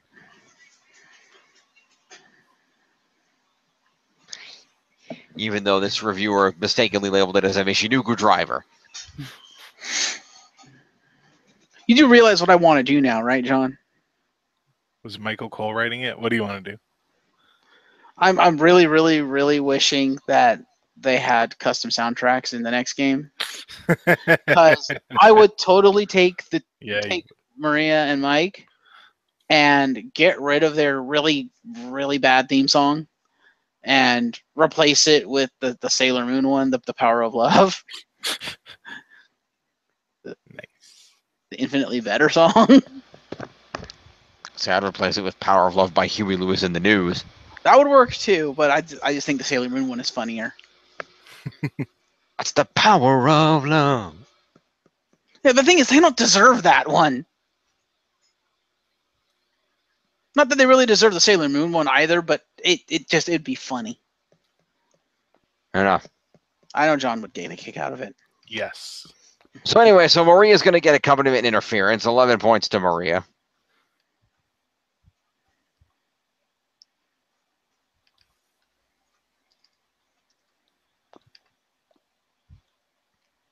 And then Sami Zayn is going to get 5 for competing.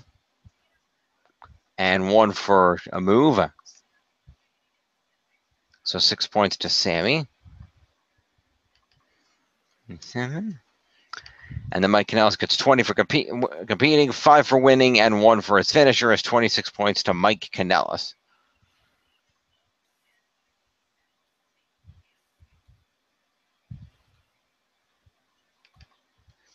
And then 53. Okay.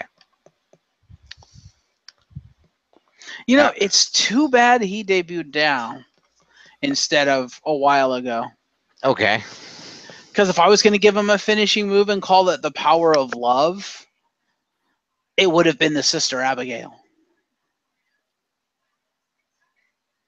Because he kisses him first. Yeah. Behold, the power of love. Pow! I think it'd be more effective, but unfortunately, he debuted now, and Bray Wyatt's already got the move, so.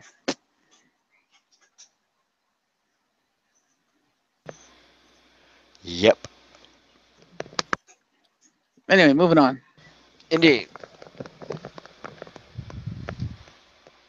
So, after this, we clear the ring, go to commercial, and come back to the American and Bulgarian flags in opposite corners of the ring. And some theme music hits. That's John Cena.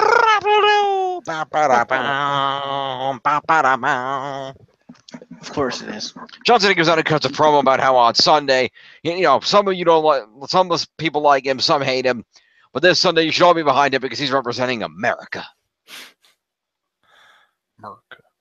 America. On Sunday, this flag will fly high. Apparently, he didn't watch Civil War. It really didn't sound like you said flag at first. Wow. I was just like, what? Going Booker T on us. Okay, then.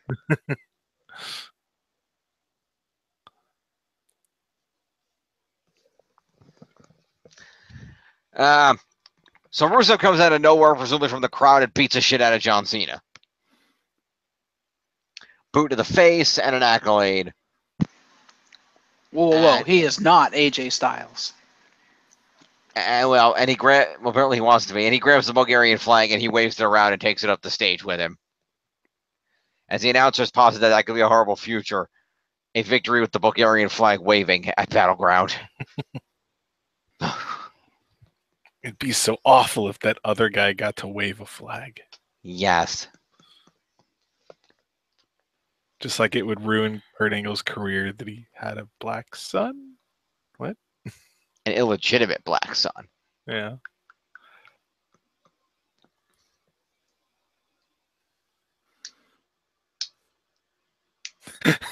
No, he could teach him how to read. Mm-hmm. Yeah. Pretending that you said illiterate, not illegitimate. Oh. Or that I don't know the difference either way. I was like, that would have been funnier if there wasn't a delay. Yeah. Because I was like, should I say that? Yeah, fucking, I'll say it. Also, to mention something else about that I wanted to mention, I forgot. It's kind of funny because if you listen actually to what Kurt says during that promo, what he says could not have happened unless the woman was a fucking idiot. Because he literally says that Jason Jordan was born exactly 9 months after they made love. Which, I'm like, if it's exactly 9 months after that, she would have known she was pregnant almost immediately after that. Why the fuck didn't she tell you? A woman with 2 brain cells would have fucking told you. You're just like you're saying this woman never told you. Like, really? Yeah, but realize, given Jason Jordan's age just 30 years ago, they didn't have DNA to prove that shit back then. But if the last person she fucked was Kurt Angle... But you don't know if that was the last person she fucked. Because we know that she's something around that time, but number one, most women don't know they're pregnant until at least a month in, if not more. Yeah, but she still could have told him. She could have mentioned to him, but the fact of the matter is she might have thought somebody else's father or not wanted to deal with it. I don't know. I still find it highly strong, unlikely. Independent woman. Yeah, no. I still find it highly unlikely she wouldn't have told him. Yeah, well.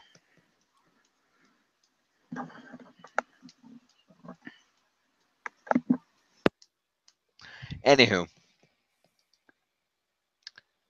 So, Cena's going to get a promo and Russo's going to get an assault.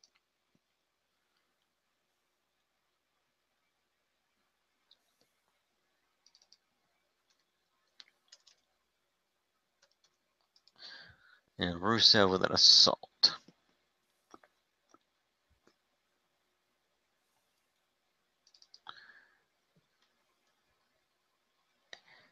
So Rusev's going to get the assault and then also a boot in the accolade. So that's also 2 finishers for Rusev, so 6 points to Rusev. That's a full Machka. I don't know. That is a full Machka.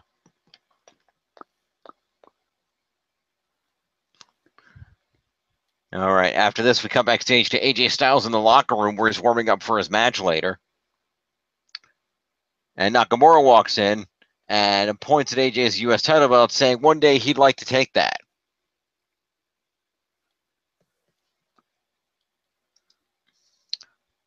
Promo to AJ and Shinsuke.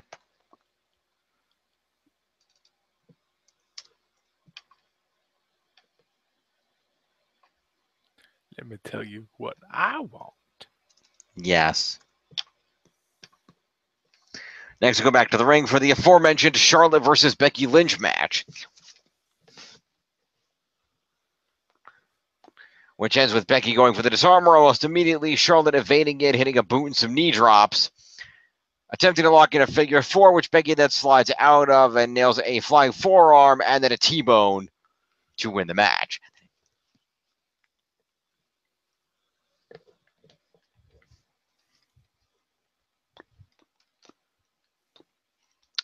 Charlotte and Becky shake hands after the match, and then Tamina and Lana come down the ramp.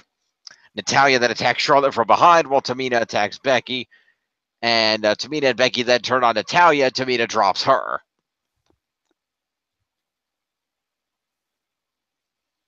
Tamina and Lana then stare each other down, and then Tamina leaves alone.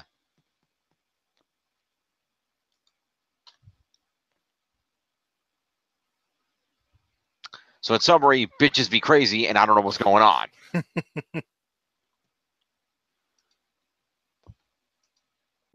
Okay, Spoonie.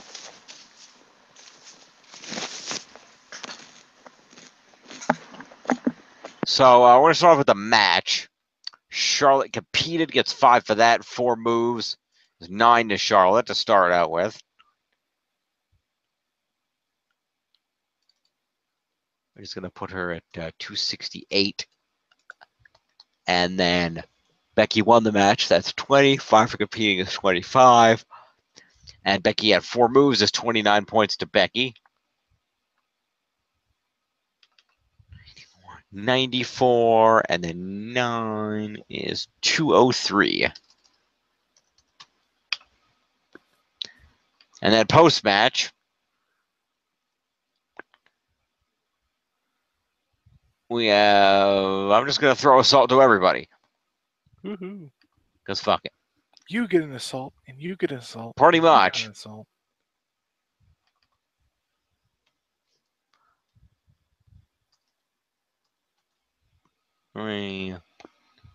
And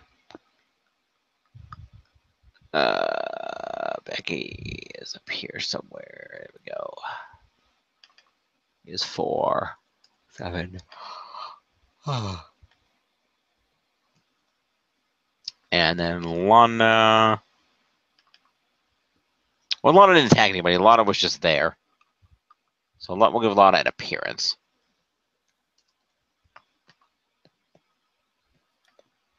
And then Natalya.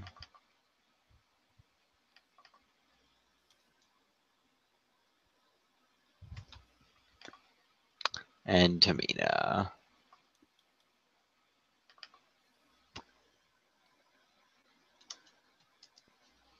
Okay. All right. After this, Naomi is interviewed backstage when Carmella interrupts, dismissing Renee Young and holding up her briefcase to remind Naomi that she's coming for the women's title. Promo to Naomi and Carmella.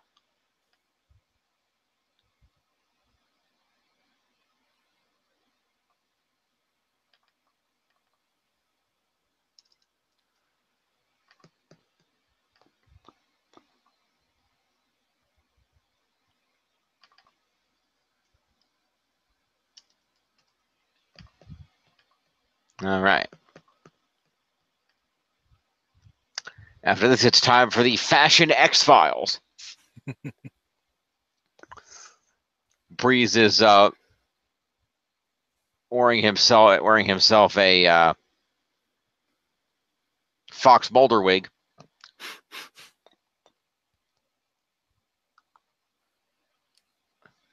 I think that's right. Mulder's the chick, right? I didn't watch No. X-Files. No, that was Scully. Scully's always he's dressed as the chick. Nice. They receive a mysterious package. Was it never mind. No. Well, first of all, great pictures in the background on their board, by the way. Always check that out. A lot of fun Easter eggs back there. But they receive a package which contains the decapitated head of their toy horse from last week's Walker, Texas Ranger bit. And there is a "Have you seen me" poster of their toy horse on the board. They panic, and they're very distraught over this. And Breeze looks in the box. There's also a note on a written piece of paper that just says "Battleground."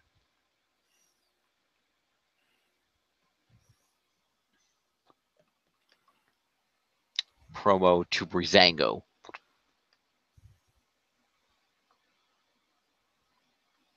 I hope these bits don't end after Battleground, because this is like one of the best things going for SmackDown right now. It is. And it's great for Breezango because they do it so well. It's really funny stuff. Yep. Well, supposedly, the theory is that when they go to they get to Battleground, the opponent is going to be revealed to be either a team from NXT like Sanity, or a team put together of just some guys from the existing SmackDown roster, like, say, Luke Harper and Eric Rowan. So, we'll see. Then we have our main event. It's Kevin Owens and Baron Corbin versus AJ Styles and Shinsuke Nakamura.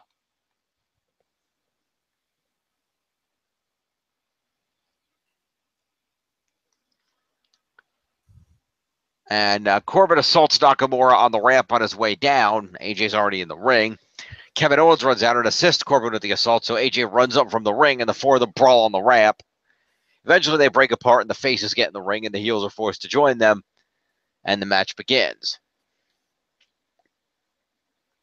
A lot of back and forth between all these guys, but the match ends as AJ Styles manages to counter an End of Days and hit some kicks on Corbin. They go for a Styles clash. However, Owens breaks the clash up with a super kick to the face and then hits AJ with a pop-up powerbomb for the win after he blind tagged in and AJ didn't see it.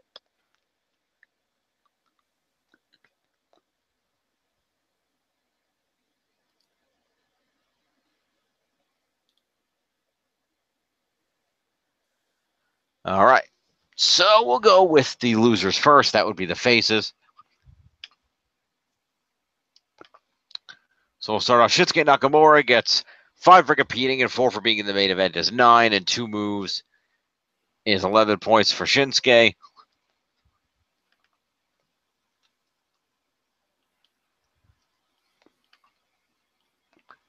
And then AJ Styles is going to get the same 9 points plus 9 move points is 18 for AJ. 49. 57. And then on the winner's side, Baron Corbin had 3 move points. So he's going to get 15 for being on the winning team, 5 for competing is 20, 4 for being in the main event is 24, and 3 move points is 27 for Baron Corbin. 67, and then another 7 is 372.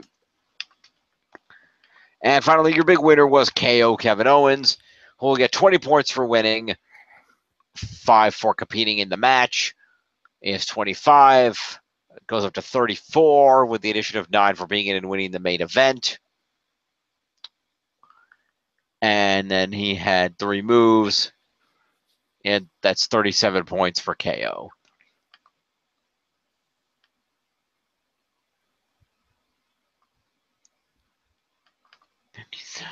And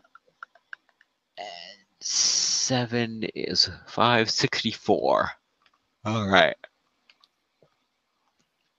Thus endeth the SmackDown. Let us check the scores.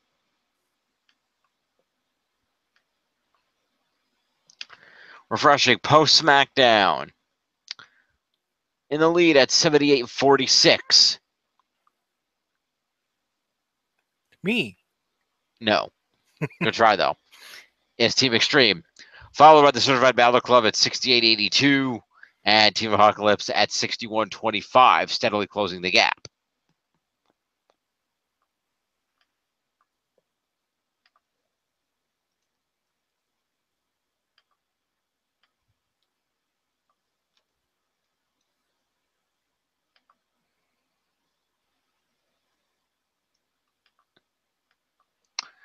And that leaves us lastly, but certainly not leastly,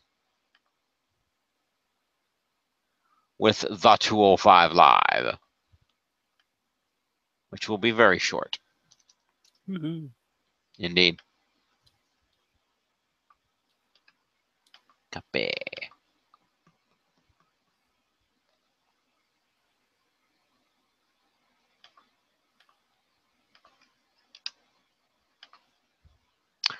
Of course, we're going to cage side seats again for the 205 Live results here. So the opening video focuses on the ongoing feud between Drew Gulak and Mustafa Ali. And we're actually going to open the program right up with their advertised 2 out of 3 falls match.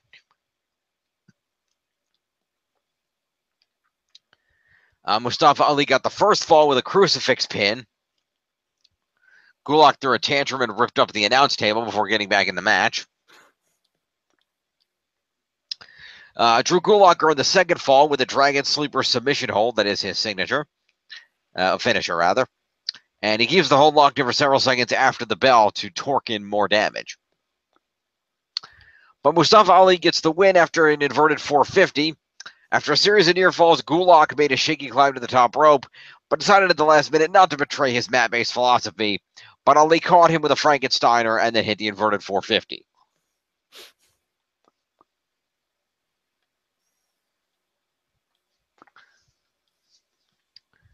So, therefore, let's see. We'll do Drew Gulak first. He's going to get 5 points for competing. He's going to get 3 points for being in a specialty match. Is 8. He had the one move, the Dragon Sleeper, is 9. And he scored a fall, which is going to be 3. So that's 12 points to Drew Gulak.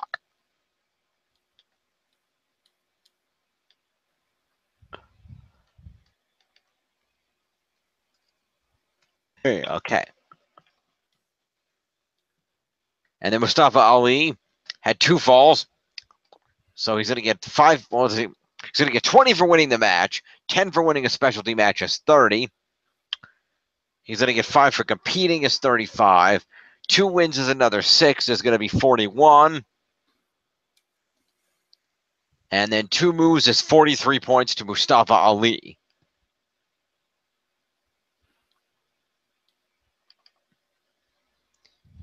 And it's going to put him at 301. After this, we recap Titus throwing in the towel on Tozawa on Raw. And we see footage from earlier today of Apollo giving Tozawa a pep talk and sticking up for Titus, saying he really does care for them. Promo to Apollo and Tozawa.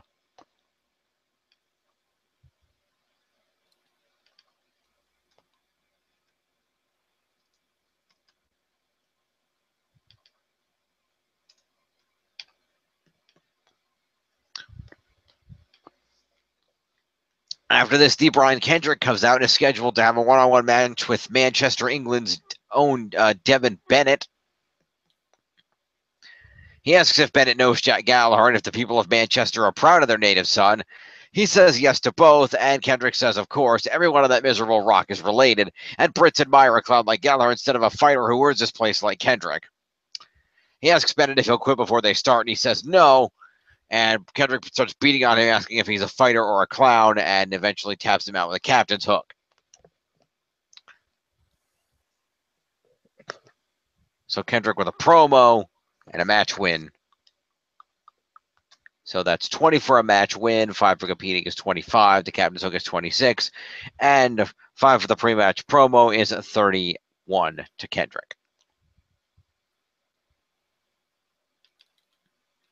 Came at 171.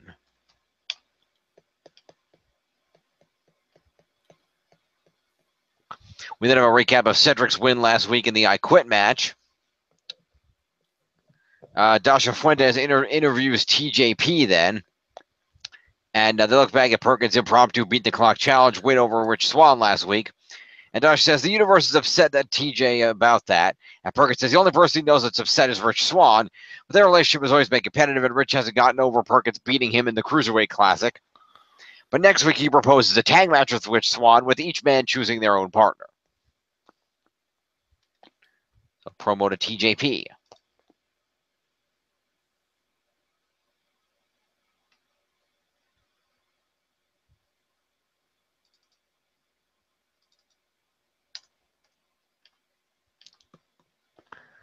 And then Arya Daivari comes out for the main event and opens with a promo in Farsi, then switches over to English to put over Iran in the country's wrestling tradition, comparing his win over Tozawa last night on Raw to the first Iranian Olympic gold medalist, Imam Ali Habibi, beating a Japanese wrestler to win that medal.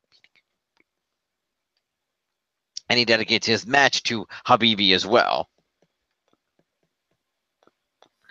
So the main event is Akira Tozawa against Arya Daivari, and Tozawa wins via a roll-up with a handful of trunks after Daivari tried the same thing and Tozawa reversed it.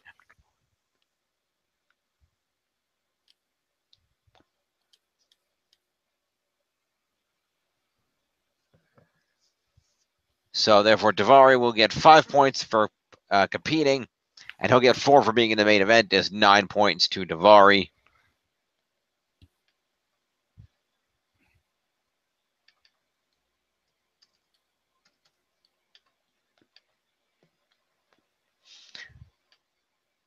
And then Akira Tozawa is going to get a victory, so that's 20 for winning. That's 5 for competing is 25. Another 9 for being in the main event is winning is 34. So 34 points to Tozawa.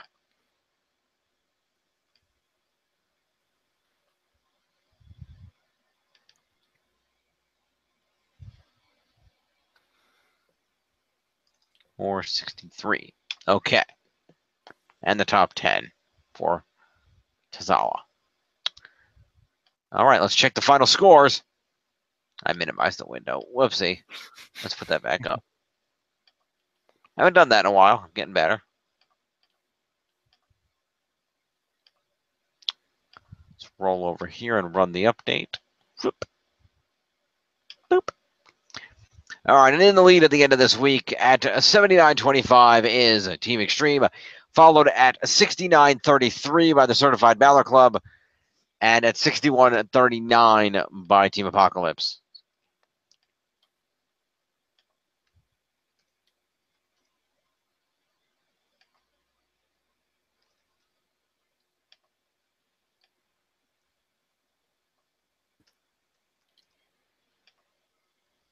All right.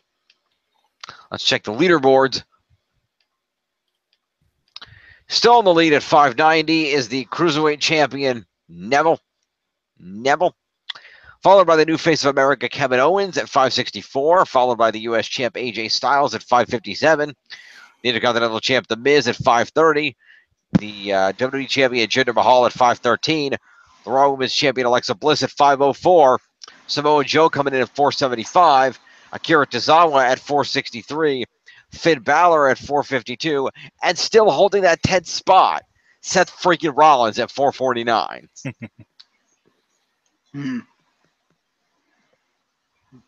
But the Swiss Superman is hot on his heels. Indeed.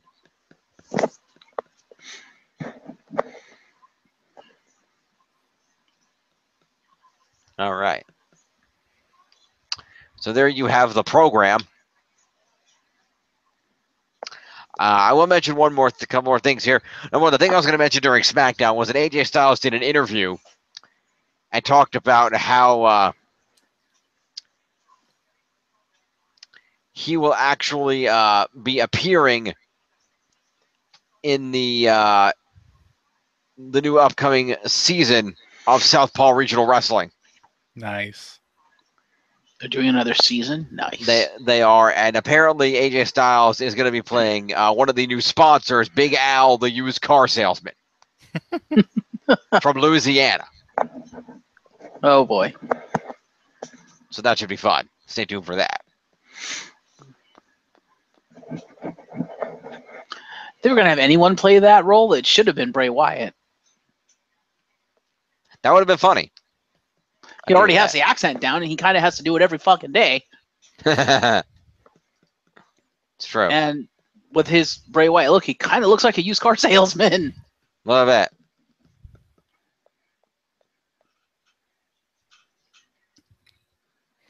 Another thing we're going to do real quick. Mm-hmm. Let me see here. Predictions for Battleground tomorrow. Okay, start going through the card. Let's go through the card. So, our pre-show match is Ty Dillinger versus Aiden English. Dillinger. Yeah. Sami Zayn is taking on Mike Kanellis with Maria Kanellis. Sami Zayn. I'm going to go with Mike. Uh-huh. Shinsuke Nakamura versus Baron Corbin. Shinsuke. I don't know. Baron Corbin is Mr. Money in the Bank. We'll go with Baron Corbin. Mm-hmm. For the record, I'm hoping Aiden English because he needs a win. Sammy probably yes. And I could see Nakamura Corbin going either way. All right. Yeah. All right. What else we got here? John Cena versus Rusev in a flag match. Cena. Yeah. Probably. I want it to be Rusev. I want it to be Rusev. It'll be Cena Cena. doesn't need It'll the be win. But... Yeah. All right. We've got a fatal 5-way elimination match to determine the #1 contender for the Women's Championship at SummerSlam. Does anyone care at this point? Yep. Charlotte versus Becky versus Natalya versus Tamina versus Lana.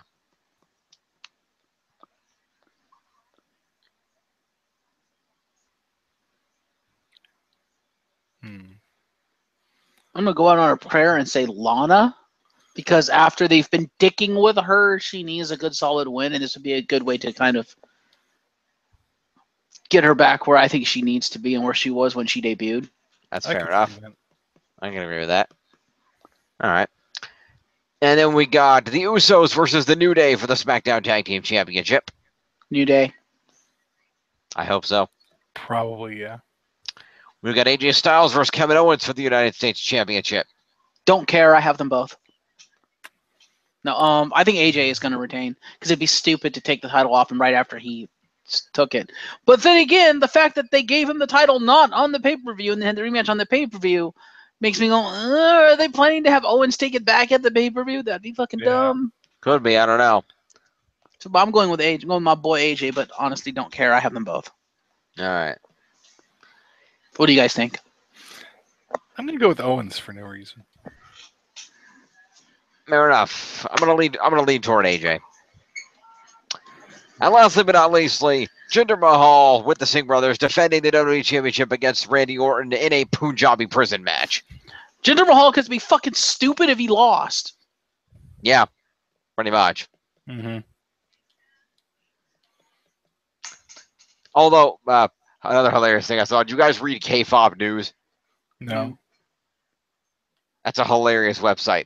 Everybody out there, if you're a wrestling fan, you need to go to kfobnews.com. They write hilarious fake news stories. They're amazing. For example, they're great. They're hilarious. For example, there was one today of WWE faces controversy over Punjabi prison match. Okay. When a fictional Iranian wrestler claimed that it might, in fact, be a Pakistani penitentiary. Okay, then.